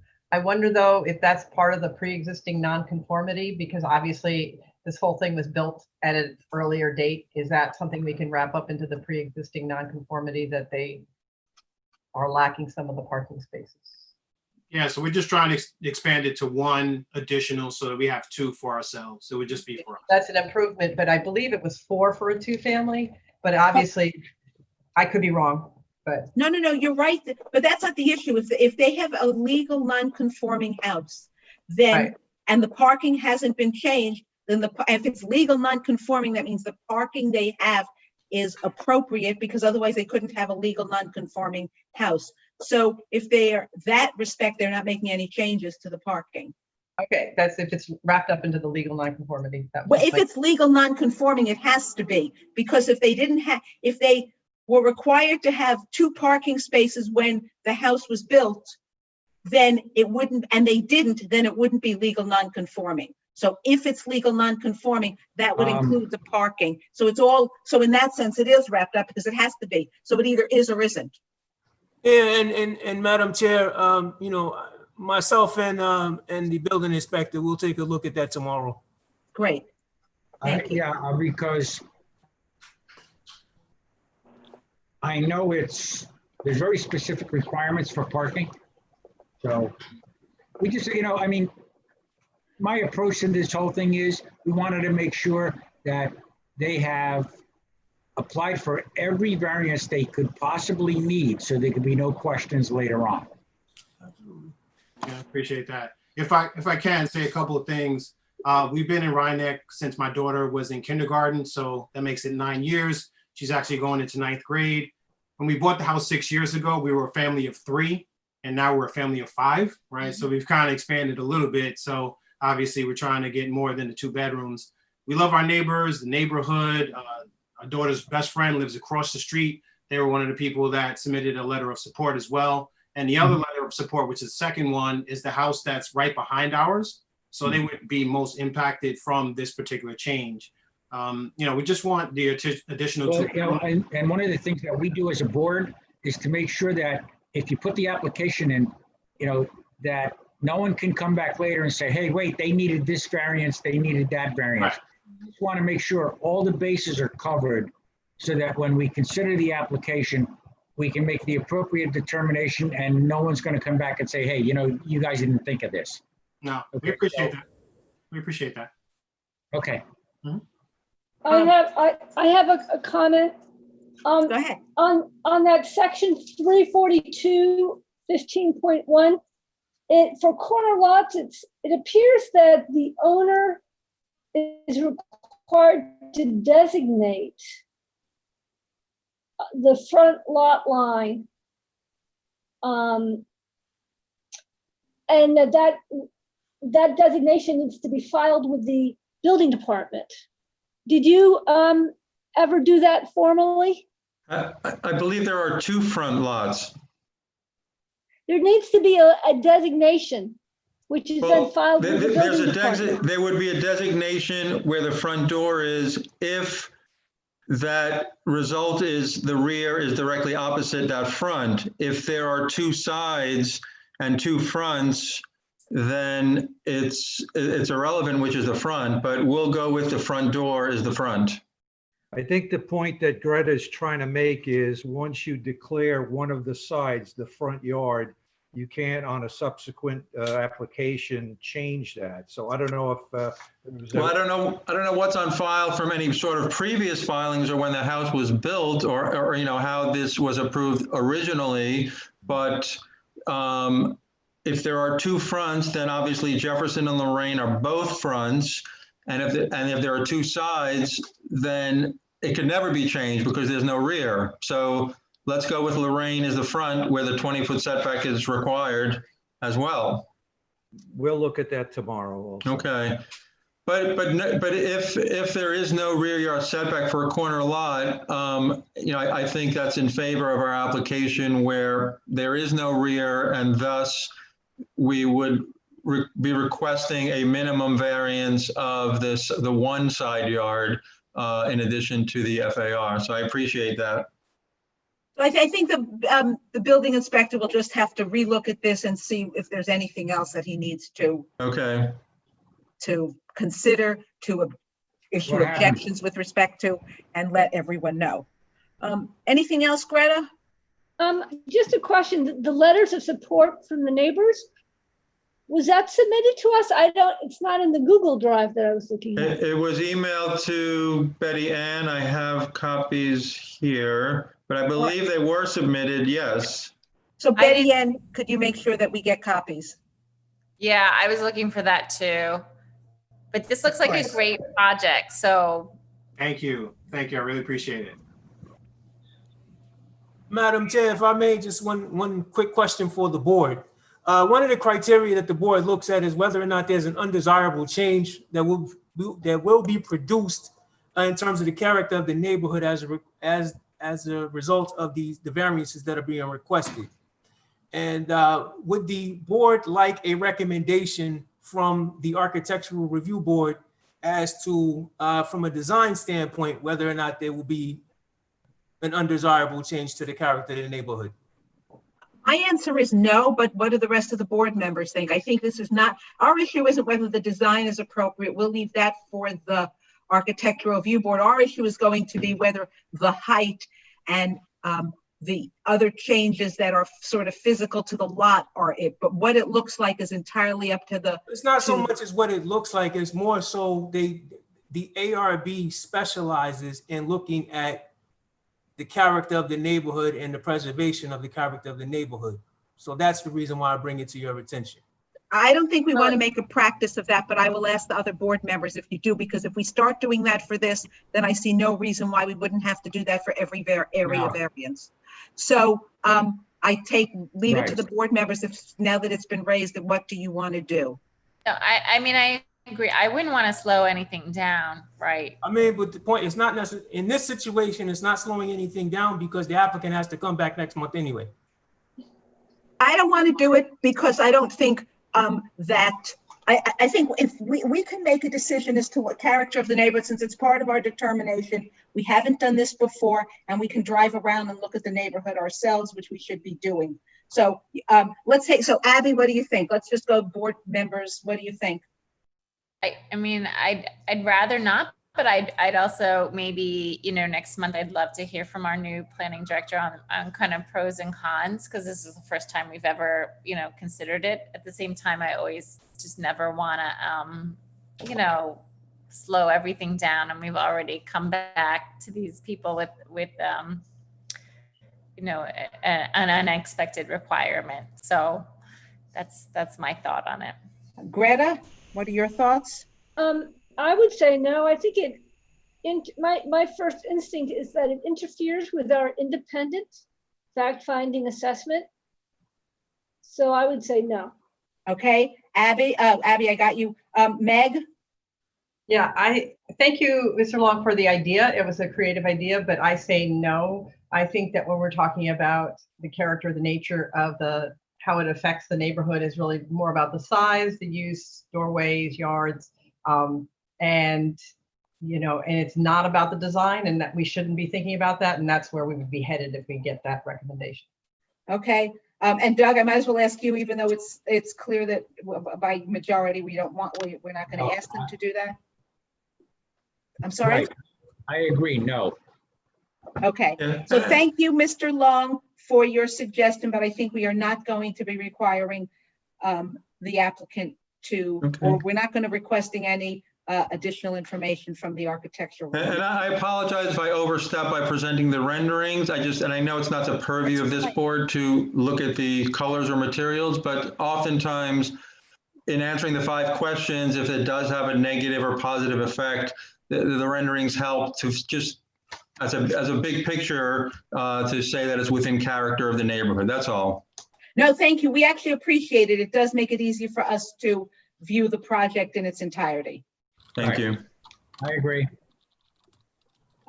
Anybody else on the board have any questions? No. Does anybody from the public wish to speak on this application? Glenn wishes to speak. Okay. Can you go ahead? Glenn? Glenn, you're on mute. You can hear me now? Yes. Yeah, I think the application is fine. I just basically wanted to wish Betty Ann the best in her endeavor. And I hope she's not a stranger and can come to the village occasionally and have a cup of coffee with everybody. Take care. Yeah. Thank you, And Glenn. we feel the same way. Thank Same. you, Glenn, for bringing that up. Thank you, Betty Ann, for everything that you did for us to get to this point. Thank you in your future endeavors. Yeah. Thank you very much. Okay, so we are going to adjourn this application. We know we have additional information that we're waiting for from the village, the building inspector, the village planner, and we'll adjourn it to the next meeting. Okay. Thanks everybody for your time. Thanks, Thanks, everyone. Okay, so we've considered all of the public hearings. We don't have any more public hearings. Before we go and begin the consideration of any of these closed applications or even the ones tonight, we are going to step aside. The board members are going to step aside from this Zoom meeting to request advice of counsel. So we will be calling board members. You have a phone number, or Betty Ann can recirculate that phone number, and we will all be calling in. Okay. It's going to take me a moment to find that, so. Yes, yeah, it's going to take us all a moment to do that, but. We're going to leave this meeting and dial into a different meeting. Is that Correct. correct? So everybody should put themselves on mute. Yes. Yes. Right. If you want the number, it's 825. No. Oh, but before you do that, Ms. Mason, if they're going into executive session, do they not need to vote to go into executive session? We're not going into executive session. We're going into advice of counsel. It's a Advice of separate counsel. Okay. It's a separate thing, I guess, if you want to call it that. But it does not require a vote. All right. And just, is that in our agenda materials?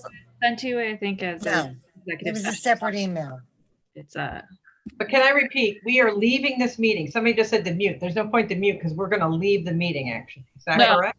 So sorry. Is the email from Betty Ann or? You're not leaving the meeting. You're just going to mute yourself and turn your video off. And Nina can help with that, I'm sure. Yeah, why don't? I'm sorry. We're going to mute and turn off our video. And then what are we going to do? Then you're Call gonna into that number. On our phones. On your Yes. phone. Thank you. I need explicit. I'm very factual. Look at the. All right. Well, we'll talk to you in a minute. Someone just send me the number so I make sure I get it right. Betty Ann's going to send it to you. Nina, can you just, maybe the simplest thing to do is for you to mute and. Okay, I'll stop everybody's video. Check your email now.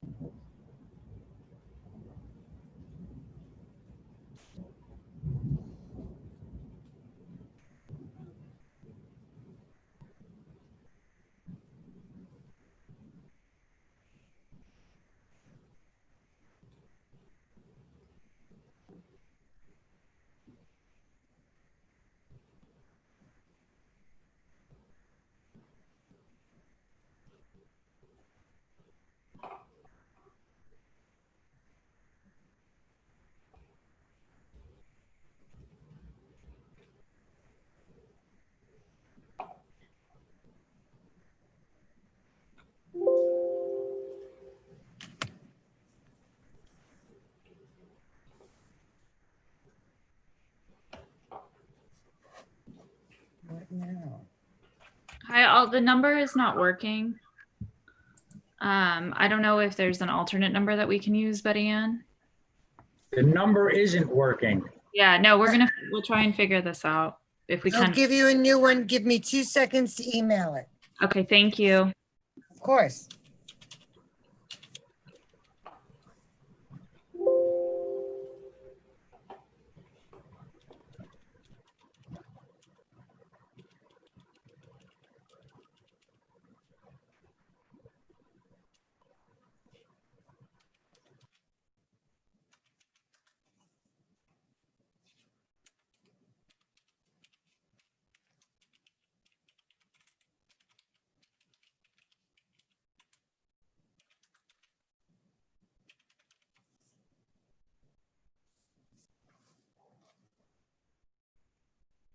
I sent a new number. There's a new participant code. Christy, you have the moderator code. Okay, sounds good. I'm just waiting to get it. Oh, got Okay. it. Okay, give me one.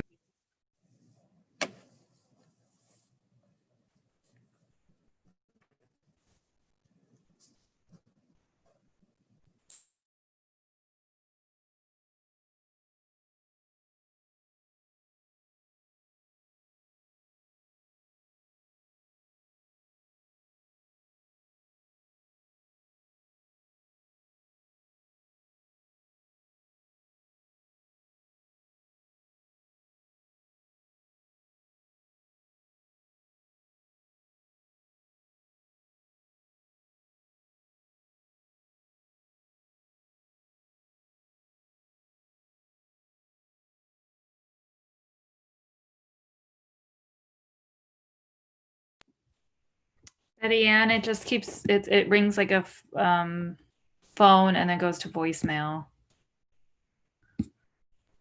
It goes to voicemail.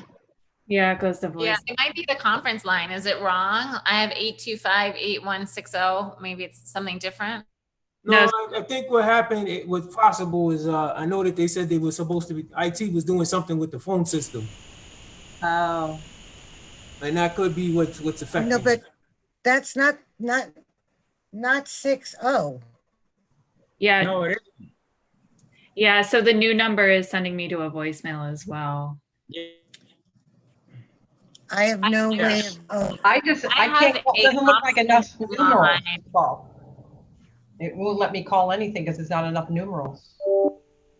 It's weird. I don't know. Is there an area code for this? It's 914. Oh, I didn't realize that wasn't in. Yeah, but even at that, it sends you to, Yeah, it sends you to a voicemail. So I'm not sure what to do either. It's the only conference line we have. Yeah. Does Well, anyone else? I mean, I have hold a on. work conference line. Does anyone else have a conference line that maybe we could use or? I don't know mine. Try 914 maybe. no, I'm send you voicemail. using that Yeah, it sends me to and voice. it's just getting allocated. I think there's probably just Yeah. with setting up the like whether maybe for some reason we can't access the It's conference. just going to voicemail. It's a separate line. Yeah, Robin, we're having technical difficulties, so I'm not sure how you want to handle it. If you just want to move forward, and we'll have a. Can we move forward and somebody can work behind the scenes and we can do this later if somebody can figure something? Well, there's a limit to how later we can do because it's relevant to the applications we have before us tonight. Well,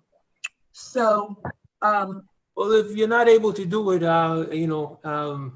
you could call a special if that's the case. Call a what? Special meeting.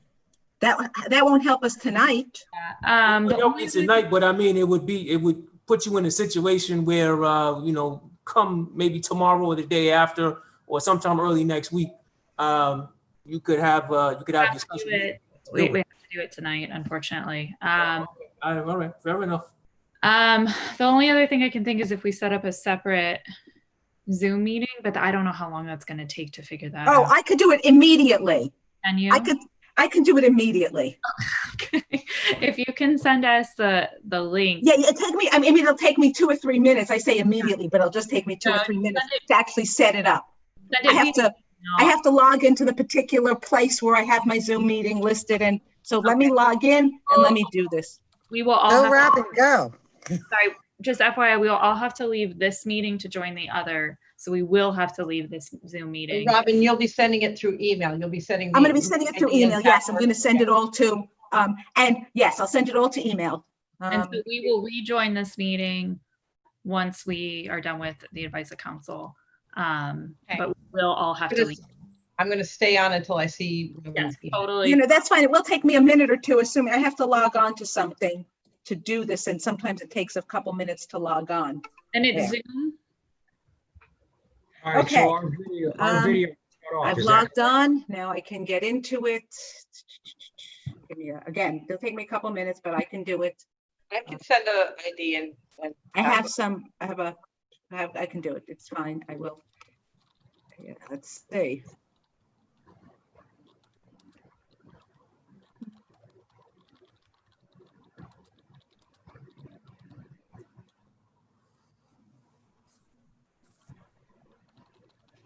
time is it?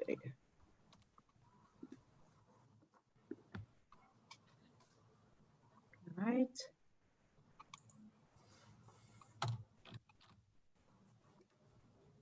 And I would put a password on it, although I'm sure you.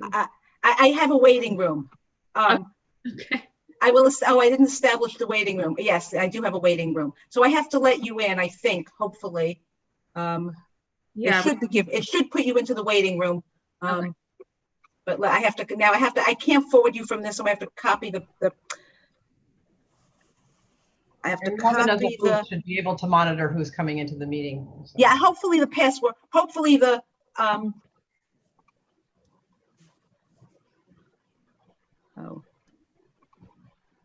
I'm happy to set up one, Robin, if you have any. No, I got it here. It's there.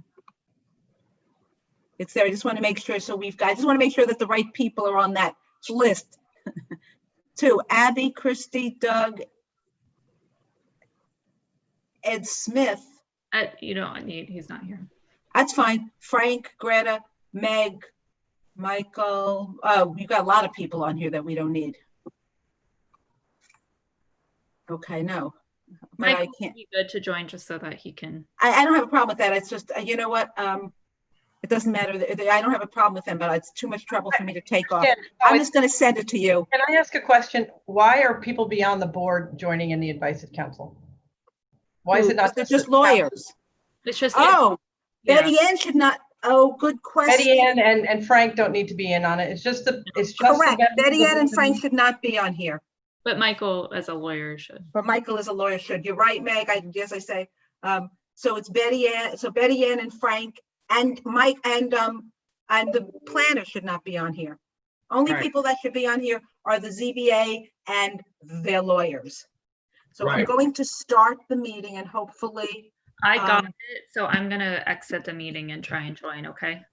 I'm gonna swear I have to start the meeting. Start this meeting. Are we calling in or is this? It's a Zoom. Robin, there's no password because I'm not going to be able to use the URL. I'm going to type this in. There's no password. He's using a waiting room. Okay, I'm just going to type this in, but if there's, I'm not going from URL.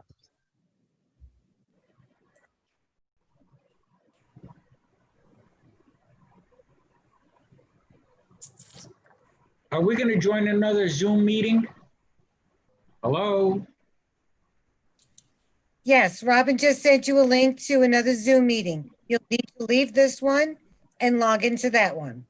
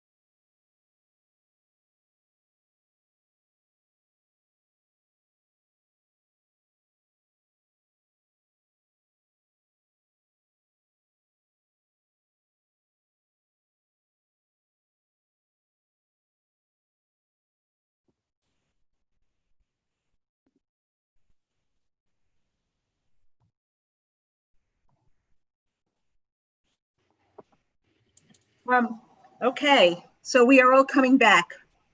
We are recommencing the Zoning Board of Appeals meeting of July 23rd, after having left the meeting in order to get advice of counsel.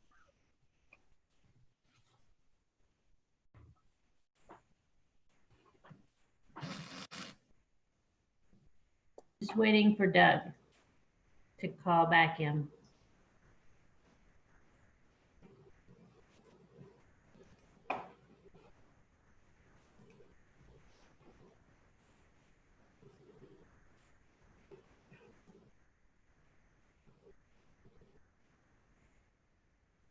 So Doug, I don't know.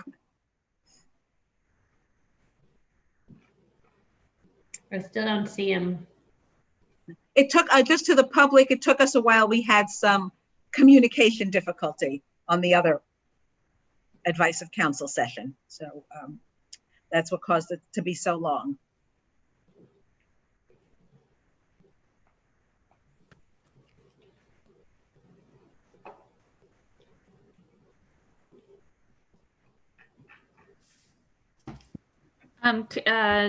Nina, can you let Michael in, Michael Hartman? Hello? Hello. We back?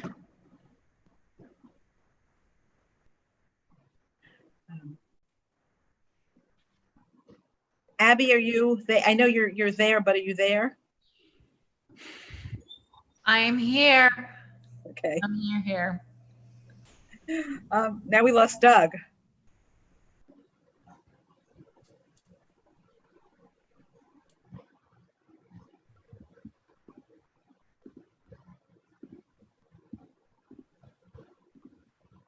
Doug?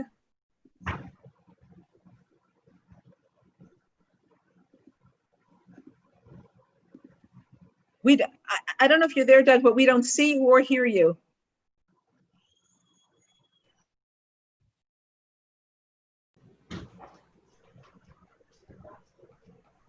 Hold on. How about now? Can you hear me? Yes, and see you. Okay, so the next item on the agenda, which is our closed public hearings and consideration, is calendar 8SP 2020, 9SP 2020, and 9A 2020. We had previously determined those applications were based on the building inspector's determination that what was needed for this application was an area variance and special permits. In prior meetings, I think in June, we determined that in fact a use variance was needed because of the fact that food was being produced for sale off the premises. And therefore the use was not a permitted use and he needed a use variance. However, we only just became aware of the fact that in order for us to actually consider that application, we needed a determination from the building inspector. Therefore, we cannot vote on the application as it was filed based on the objection. If we vote today on the area variances, even if we granted them, the applicant is there's a potential issue for the applicant because it's not a permitted use and therefore an objection could subsequently be filed and he'd have to stop the use anyway, or the building inspector could subsequently issue a violation for a non-permitted use. Therefore, we're trying to, we want to make sure that when we give our approvals, as we discussed at the last meeting, we were willing to do, we want to make sure it works, that it's watertight and it's legal and the use can proceed. Now, because we realize this is the application has been here for quite a while and we raised this issue, only this new one today, what we are proposing to do is to ask the building inspector to review this application and make a determination as to whether a use variance is needed or not tomorrow, or assuming that's possible tomorrow, and issue it immediately so that, and then we would schedule a special meeting as early as possible. Now, the applicant would have to send out the notices again, because it is a new determination and it's a jurisdictional requirement. So the applicant would have to notify the neighbors again. And what would happen is we'd pick a date, we'd have the public hearing, and we'd close it, and we'd vote in accordance with what the straw vote that we gave at the last meeting, which was to approve it. Now, the one last thing is we closed the public hearing more than 62 days, or if we go to the, I don't know if it's already 62 days, but certainly if we do not vote today, it will certainly be more than 62 days. Now, what the code says is what the law says is if we do not vote within 62 days, it is either deemed denied or we have to get an extension, an approved extension from the applicant. So right. I'm asking if 6 weeks ago, we just closed it 6 weeks ago, I thought. Is it counted from 6 weeks ago? I think it's actually from the one prior. I think it was May. Betty Ann, are you there? It was May, yes. When did we close it? I believe it was May. Wasn't it? Sorry, didn't we discuss it at the last meeting? Yes, but it doesn't mean it was closed at the last meeting. I understand that. I was just surprised. Extension was requested at the last meeting and they approved the extension at the last meeting. So okay, so we closed it in May. So it was closed a long time ago.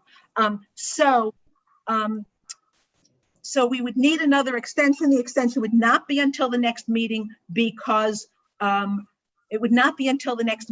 we are proposing to hold a special meeting at the earliest possible date once that is possible, which would be, and that date would be based on the building department issuing his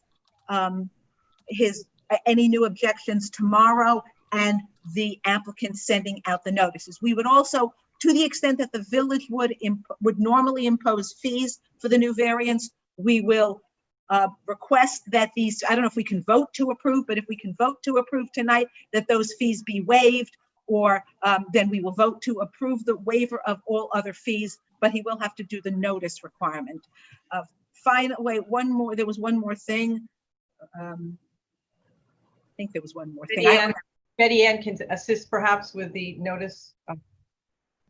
So since the applicant did in previous submissions address the criteria for the use variance, is there a new application required then?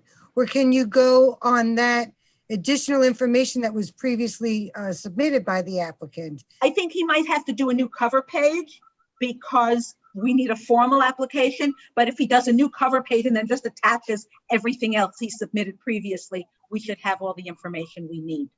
I'm sorry. The last time we met was June. The first meeting was May. And then we discussed this again in June. And I thought that the applicant participated. And if the applicant participated, then I don't think we had closed it in May. It seems like we had closed it in June, since we had waited for him to bring his evidence of the financial hardship and for the real estate.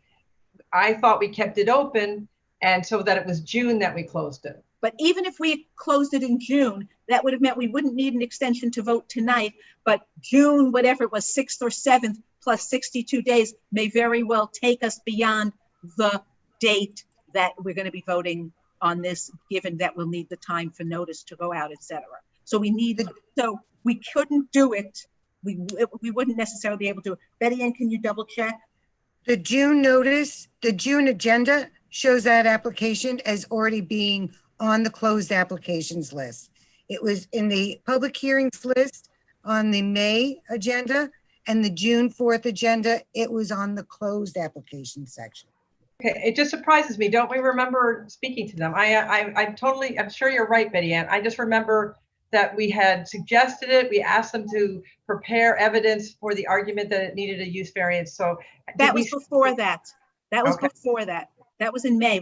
He submitted all of his he submitted all of the evidence about the use variance before that. He may have spoken, we may have asked him a question, like we're going to ask him tonight to grant us the extension. So sometimes we do get the applicant to speak, even at even after it's closed, because we have specific questions. So I don't know if the applicant is here tonight. Or We do is- have a representative for the applicant here, and they were on April and May as public hearing. So it Right, was. So anyway, what we would need to do tonight, assuming the applicant is okay with granting the extension, is we'd need to determine what the date of that special meeting would be. Betty Ann would work with the applicant to make sure Frank will issue his new, if there is a new, I'm not telling him there is a new objection. He will review it tomorrow and make any additional determination he needs tomorrow. Today we will have scheduled, we will then hold a public hearing and vote based on the straw poll that we took at the last meeting. So that would be essentially what we would vote on and approve, but we would have to formally open the public hearing again. So you'll be prepared to vote and finalize a resolution that night, hopefully within the next couple of weeks. So anyway, Robin, that's where we are. To the applicant, do you want to have anything to say about it? Are you referring to the 34231E? Is that what the additional determination I'm supposed to be making? It's the permitted uses, which is The C2. yes, the permitted uses in a C2 district. That goods produced have to be sold at retail? Yes. Have to be sold on site On rather site. than, it cannot be sold in other locations. Got it, right. Okay, no problem. Okay, so applicant. That's me. I'm here. Okay, so did you hear what I said? Or should I repeat it? I did hear it all. Are you okay with granting us an extension so that we can have the special meeting, understanding that we will we will determine and or request, however the appropriate thing is, to get the village to waive any fees that would otherwise be required to be submitted. You would have to send out the notice again. We would also ask the building inspector to begin consideration, if he can, of those pieces of the application that are not dependent on the use variance. For example, plumbing and electrical and all of those types of things, so that if you wanted to start getting other parts of this application moving. And we're only doing this as a very special thing. We've never done this before, and we're only doing this because we didn't realize that there was a jurisdictional issue until the very last moment today. We will go with the flow. Thank you. Okay, board members, let's pick a date. Since it's a Zoom meeting, as long as I guess there's no other village Zoom meeting the same night, we can do it. Betty Ann, what do you have to say? So my question is, traditional meeting requirements for noticing is 10 days prior. How do we move around that? Why? No, we're not going to move around the notice requirement. Okay, We're going to give, so if he needs 10 days, so let's assume we set the meeting, and I'm just picking a day. This has nothing to do with approved. Let's assume we pick the date. Let's assume Frank does issue a new objection tomorrow. Then if we schedule, then he'd need 10 days. And it's how long do you have to give notice to the neighbors? 10 days? Yes. So 10 days, so he would send out the notice either over the weekend or on Monday. And then 10 days from Monday, we could have the special meeting. I can't get the notices out tomorrow or Monday. That's too much. That's too soon for me. Sorry, I was trying to get. Yeah, Okay, Tuesday. So I can't. Can you do it on Tuesday? If you make the meeting 2 weeks from tonight, that gives me enough time. If Frank gets his ducks in a row, we will put our ducks in a row. Okay, Betty Ann, does that night work? I don't know if everybody has to look at their calendars. Board members, please look at your calendars. And Betty Ann, is there any other Zoom meeting? Is there a planning board or anything else that night? No, we have no land use board meetings. This is actually the last land use board meeting until September. So August 6th, does that work for everybody? Excuse me, Betty Ann. Presumably it would be a very short meeting. Architectural Review Board meeting. You have a what? We have BAR on the 4th and the 20th. Okay, all right. So you were looking at the 6th? Actually, I've got a conflict. If you want to make it 3 weeks. Well, it doesn't have to be a Thursday. Right. Do you want to try for Monday, the 10th, I can't do Mondays. 11th? 11th is fine with me. Could, I have to look at my calendar because I've got some board meetings in other municipalities. Okay, why don't we, so that we can move on and be done with this, why don't we pick 2 alternate days that we would have the meeting, let the applicant look at his calendar tomorrow, and he and Betty Ann would resolve on one of those 2 days as possibilities. So the 11th or the 13th, I guess, would be when the soonest we could do it. I can't do the 12th, and I can't do the 10th. So the 11th or the 13th? Yes. Is that okay with everybody else on the board? Yes. And I can't do August 11th. I can't do that. We could also do a different time, you know, I mean, we could do an afternoon meeting. I don't know. I mean, I don't really, it doesn't. No, I can't do afternoon. Okay, I was just trying to, because, I mean, okay, so we can't do an afternoon, so that leaves that. So then the 13th is the date. So we need an alternate date? Yeah, I'm not sure I can do the 13th. But you know, I certainly can do all the preliminary work and make a contribution that way. We could have a meeting without, if you're okay with that, Greta, we could have a meeting because we'd still have a quorum, even if you weren't there, presumably. I would prefer not to do that, but how about, you know, we don't tend to look at Friday nights, but what about the 7th? If we did it relatively early, so it didn't. Fridays are out. Fridays are out? Yes. Okay, Fridays are out. So we're left with so we have the, we have the 11th, but Abby couldn't do it. I can't do the 12th, so we could do without me. And we have the 13th and Greta can't do, and everything else would be a following week. I think we probably want to try and do it sooner rather than later for the applicant's sake. Betty Ann, are you sure there's no meetings on the 11th already scheduled? Our group, since we're Zoom, we can certainly do it the 11th. Like I said, BAR is the first Tuesday and the third Thursday. So it's the 4th and the 20th. So why don't we do it on Monday then? I can't do Monday. So as I said, you could do without me, but I can't do, unless we did it at 5 o'clock. I could do 5 o'clock, but no, I can't do. Yeah, so you said you couldn't do during the day, so we can't do. So we cannot find within the next 3 weeks a day where all of us can be there, is what it looks like. Greta, you're ready if we do on the 13th, if you were not participating, is that okay with you, Greta, on the 13th?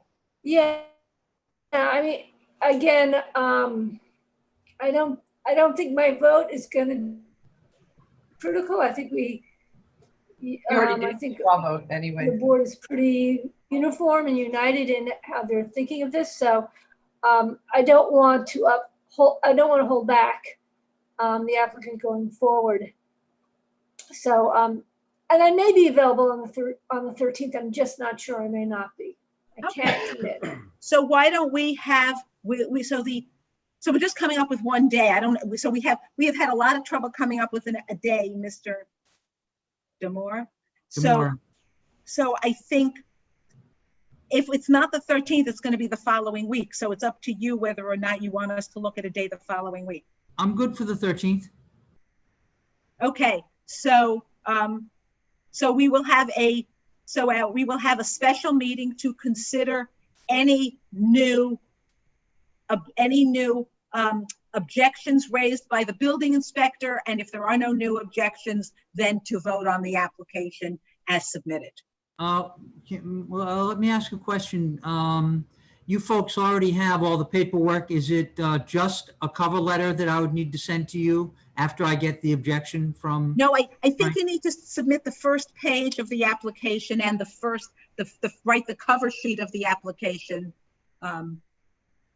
And because I think because you've submitted everything else, I think you should just formally, so Christy, formally, should they resubmit, like just copy everything again and submit it? Or is it okay that they just submit the cover page we have all the information, and say something like C, prior submittal. Will that work? I would say, yeah, I think that's fine to say C prior. Okay, so that's what you need to do. Madam Chair, the only question I have is if it's a use variance, does that change the EAF and the secret determination? Well, they filed us an EAF. So even if it wasn't needed before, I don't know. So I think we've already discussed this. So I think we're going to have to make a new secret determination as part of that. But I don't know that they need to submit a different EAF. Well, the description changes. The description. Yeah. Oh. The description in the EAF changes. Okay. So I guess, Mr. Demore, you do have to submit a new EAF based on the description. And we'll just have to make a secret determination. Okay. All right. Betty Ann, how many copies should I submit? We're still doing and accepting only electronic at this time. So Okay, just electronic. you can email it to me and I'll take care of annexing anything else. And I wanted to say good luck in your next endeavor. It's been a pleasure working with you. Thank you so much. It's a pleasure to work with you as well. But now this is no longer my last land use board meeting. One more. And I'd like to say hi to William I'm Long. thanking you I've known him again. for 10 years working in Mount Vernon together. Oh. Good luck, William, in your new job. Congratulations. Okay. Thank you. Okay, so we know where we are. We've gotten the approval. We know when the new date is. The 11th, right? I hope that's what did we just know, the 13th. Sorry, I didn't even put it down. So okay, let us proceed to the next application. Thank you, Mr. Demore. We'll see you on August 13th.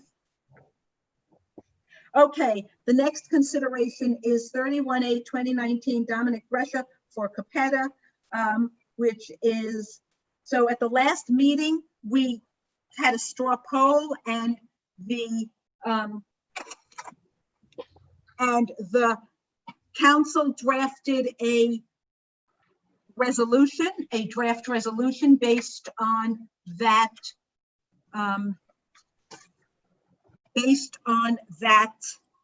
straw poll. So you have so if anybody has comments on that resolution, if you would please make them, and then we will have a formal vote. Are we having one vote or is it two votes? Is it one vote on the lapsed variances, the variances that had lapsed, and then is it another vote on the affordable Yes, house? we will need two votes because there are No, I think two. you have 3, right? No, there's the lapsed variances, and then there Two is variants. Two And then variants. extending those variances and then the area variance. Oh, we have to vote. So wait, Let me pull up the resolution. I'm sorry. the It's board appealed and decided. Oh, we have to decide if it lapsed, and if we decide that it lapsed, we have to extend. If we decide it didn't lapse, then we don't have to extend. So it's either 2 or 3 votes. yes. Although now I can't, hold on.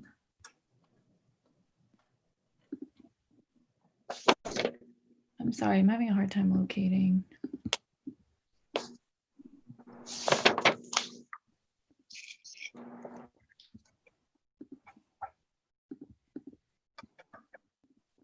Sorry, give me one moment. I'm having a hard time finding the. Should we send them back to you? I could find it and send it back to you. I don't know why it's not where I.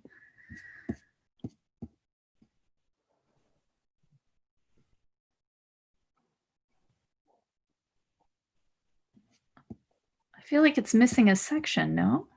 Looks like it's missing a page, the 723. Yeah, it's missing a whole. What's it missing? It should be, there should be a second part about, hold on, what am I? No. Lapse You got it here. variances. One is the lapsed variances. So Oh, first- there it is. Sorry, I was thinking of it in 3 Lapse parts. variance. I see it now. I'm it's sorry. there, you've got 2 resolutions in there. Yeah, I do. I was thinking those as 2 separate, and so I thought maybe I sent the wrong No. resolution. I got confused, but you're right. It's all there. I'm sorry.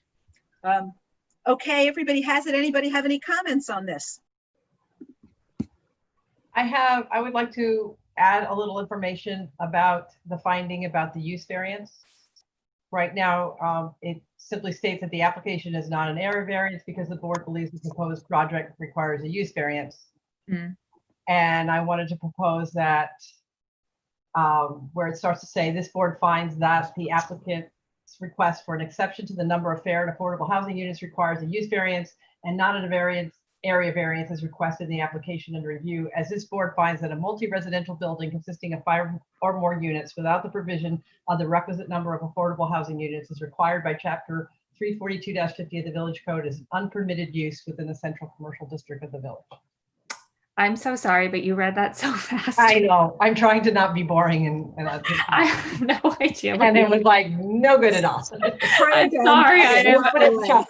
Can you send it to us? I could. Would you be able to circulate the language again, just so I could? I'm so sorry. That went right. Can I send it to Betty Ann? Can I send it to you and you'll send it to everybody? Absolutely. Okay, I'm going to do that. Okay.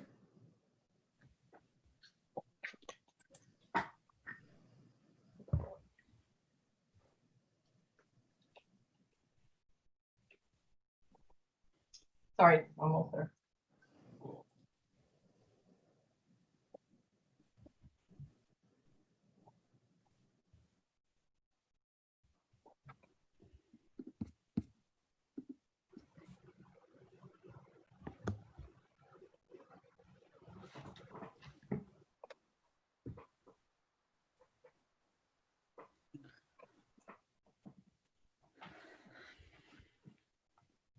Let us know, Betty Ann, when you've sent it, circulated it, so we can look. Absolutely. You just forward it. Just says use variance is what I.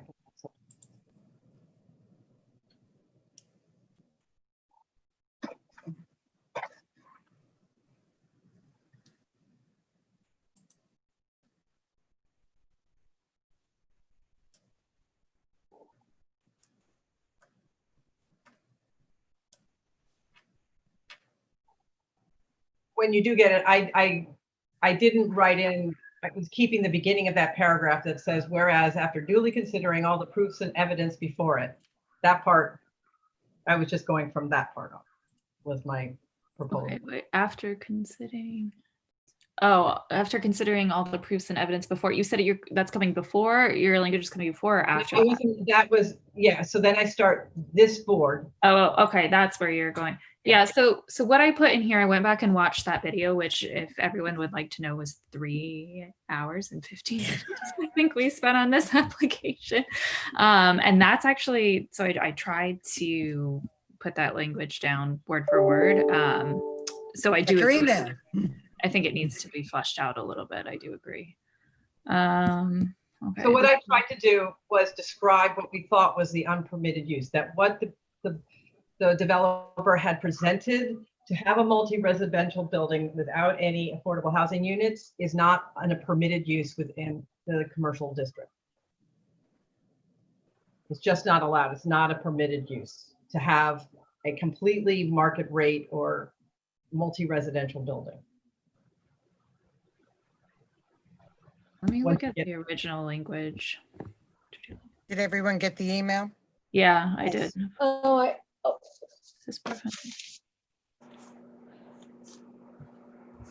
So the only thing that I did is and I don't know how we want to do this, but I essentially crafted it because the board was voting on the fact that they don't believe it's an area variance because they believe it's a use variance. So the board wasn't necessarily voting to say that it was a use variance, if that makes sense. So I don't know. So I left it as the board believes the reason the board's denying it is because they believe it requires a use variance. I know it's a little bit odd. We either believe it is or those of us Could we say some?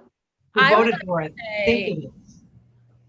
I don't know. If I'm not mistaken, I don't think Robin and I thought it was a use variance.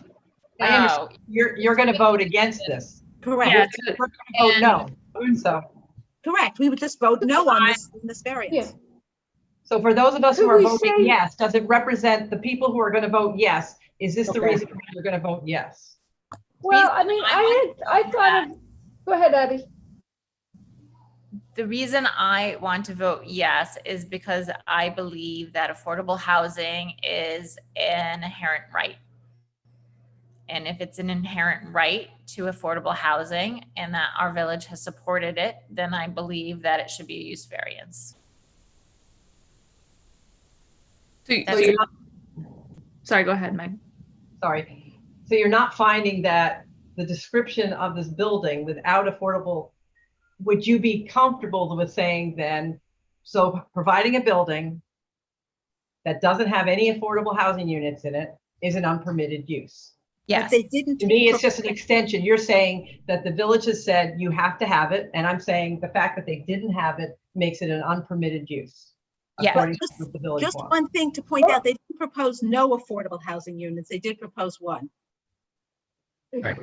So it's just without the requisite, without the provision of the requisite number. I'm sorry, I've been saying audibly, I'm saying no, but when I wrote, I said the requisite number. Yes. So that's how I think. I think affordable housing is an inherent right, and therefore it is a use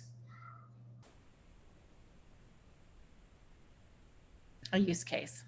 That's it. You know, I thought of it as more simply that, you know, going with just that the requested variance did not meet the criteria for an area variance. And that the use variance was the appropriate variance to seek.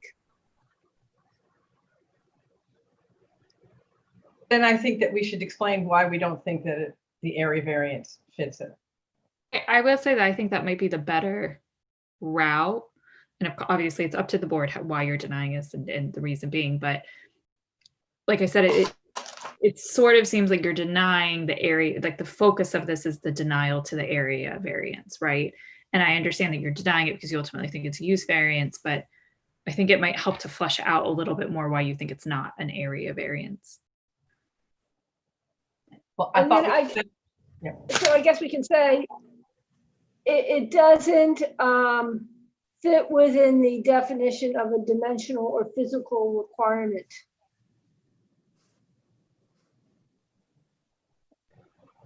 That's cited in an area variance. Okay. Do you mind adding my language as well, Greta, along with yours as to why it's not an area variance? I mean, I'm happy with your language. I'm happy with Abby's language. But we could say both, why it's not an area variance and that we found that this thing is an unpermitted use. It's just in case it's challenged, I want some language there. So both things, and why it's not an area variance and why it's. But you know, could we? But I don't know if you talk about the jurisdiction. I don't. Since they were seeking an area variance, do we have jurisdiction to talk about a use variance? Yeah, because there was a determination made about that affordable housing was necessary and that a variance was needed.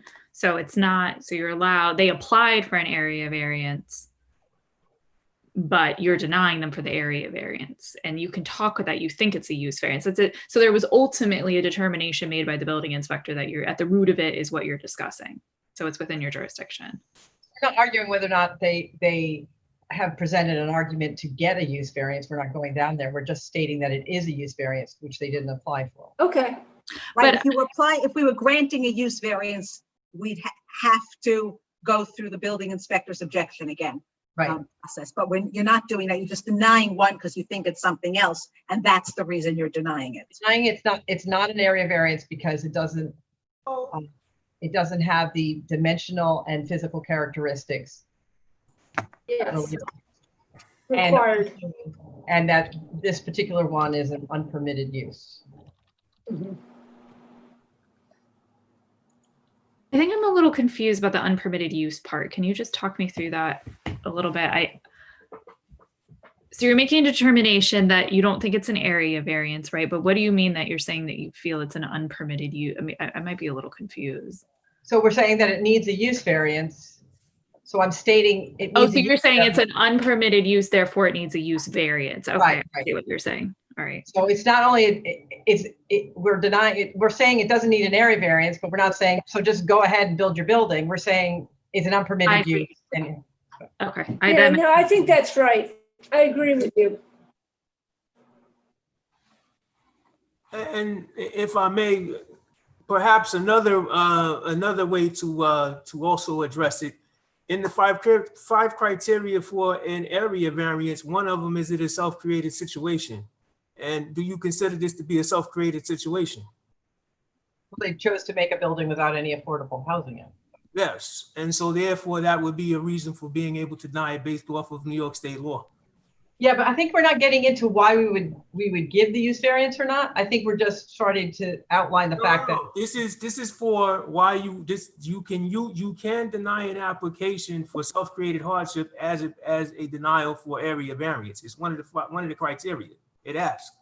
It says whether or not an alleged difficulty was self-created, which consideration shall be relevant to the decision of the zoning board, but shall not necessarily preclude the granting of the area variance. I don't think the board, and Christy, you can confirm, but I don't think the board, if it can deny it just because it's self-created, assuming it made all the other findings. Mm-hmm.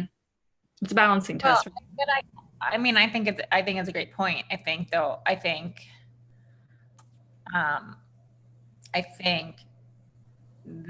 that.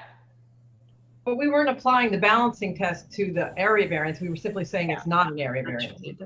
But I guess to the self-created hardship, I will tell you that the argument will be that they were zoning compliant prior to that zoning change, and that it was the zoning change that caused the non-compliance. So, well, right, and that's why we're saying it's a use. So I'm just that's not area hardship, and therefore, right, if it's a use not area variance, we don't even get to the area variance discussion, even though I think that that's a really good point about the area variance. But it's we have to start with the use versus area variance issue. So I think you've given me two grounds. It's up to the board. Can't you add both? Can't you put both? That's what I was saying. If you've given me two grounds, if you have more, we can add them. But I'm saying that there's. I think, we've talked a lot about this topic. It's a very complicated topic, but I do think, the village has made clear that they believe that affordable housing is, a priority. I believe it's a right. And if it's a right, it's not something that can be, dismissed as easily as an area variance. Well, if I may, Ms. Mason, just having an understanding of how sort of the courts work to some degree with Article 78, if someone were to sue the zoning board for making a determination about an area variance, because this is what it sounds like, and it's not based, and the denial is not based on one of the 5 criteria in which New York State says it is supposed to be based upon, how does that stand? How would the board fare in a court? Well, how would the decision stand? I honestly, William, that would require some additional research as to what that would look like, but I don't know if that's a discussion for a meeting. But we're not, we're not weighing the factors of an area variance. We're saying it shouldn't be brought before us. We don't see this as a situation that triggers an area variance. So we're not even looking at the factors because it's not appropriate to bring forth. So we're not even going there. Right, but I'm wondering, so are you suggesting though that we should make a determination, we don't believe it's an area variance, but even if it was an area variance, here are the factors in here. No. Think? Is that what you're No, I don't think we should do that.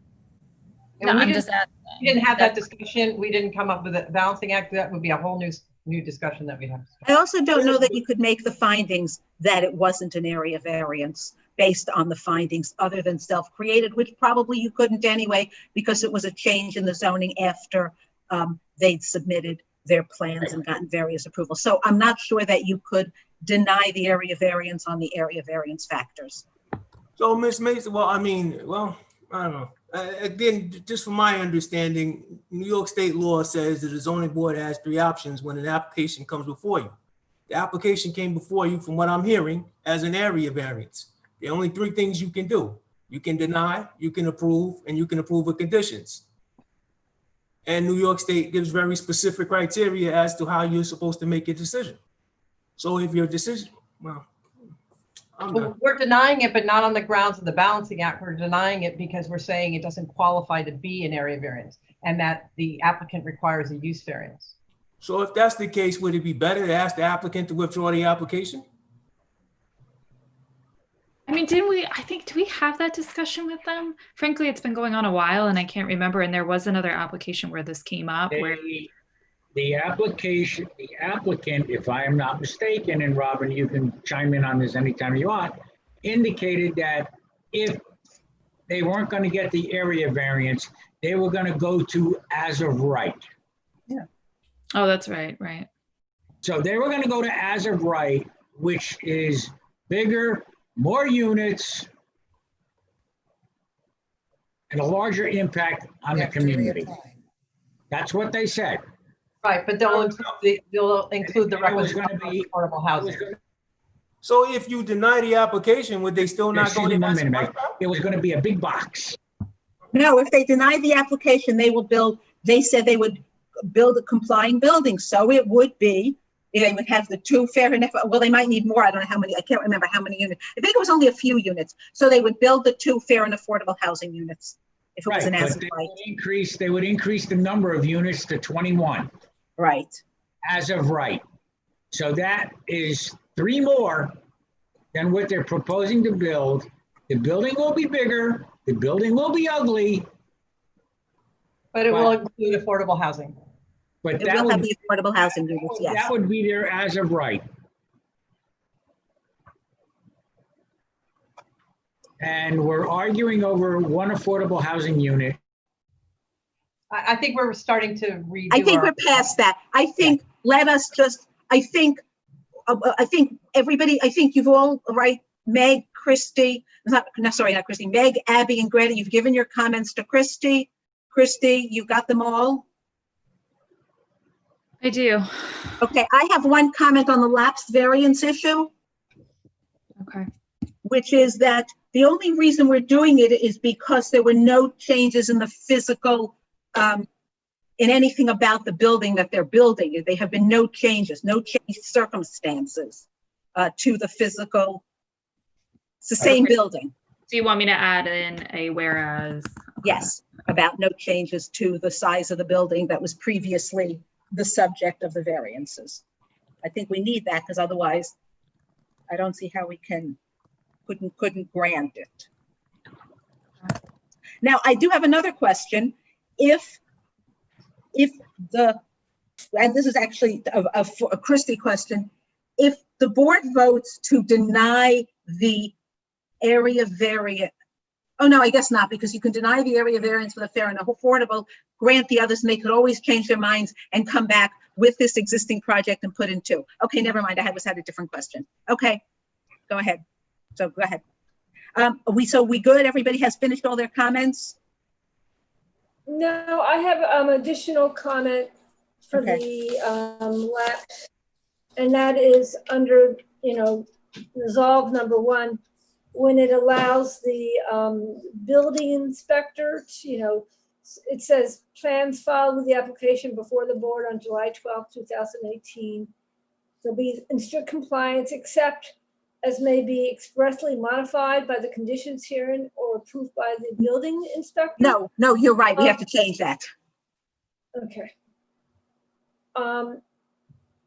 I suggested, but other language, except for immaterial modifications that do not change. Yes. What about Except for changes that have no zoning impact as well. No, it's not just a zoning impact. We approved a building that has certain things. And while obviously there could be, we looked at it a certain way and we may have reached some of these. That does not increase the envelope, does not change the envelope, or I think that's really the big thing. It doesn't change the envelope or add more units.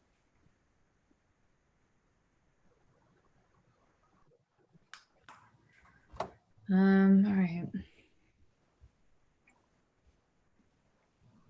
I don't know if there was anything else, but those seem to me the two things. They don't increase the envelope, because obviously they can make it smaller and we'd be fine with that. It does not increase the size of the building envelope or location of the lot, location of the building.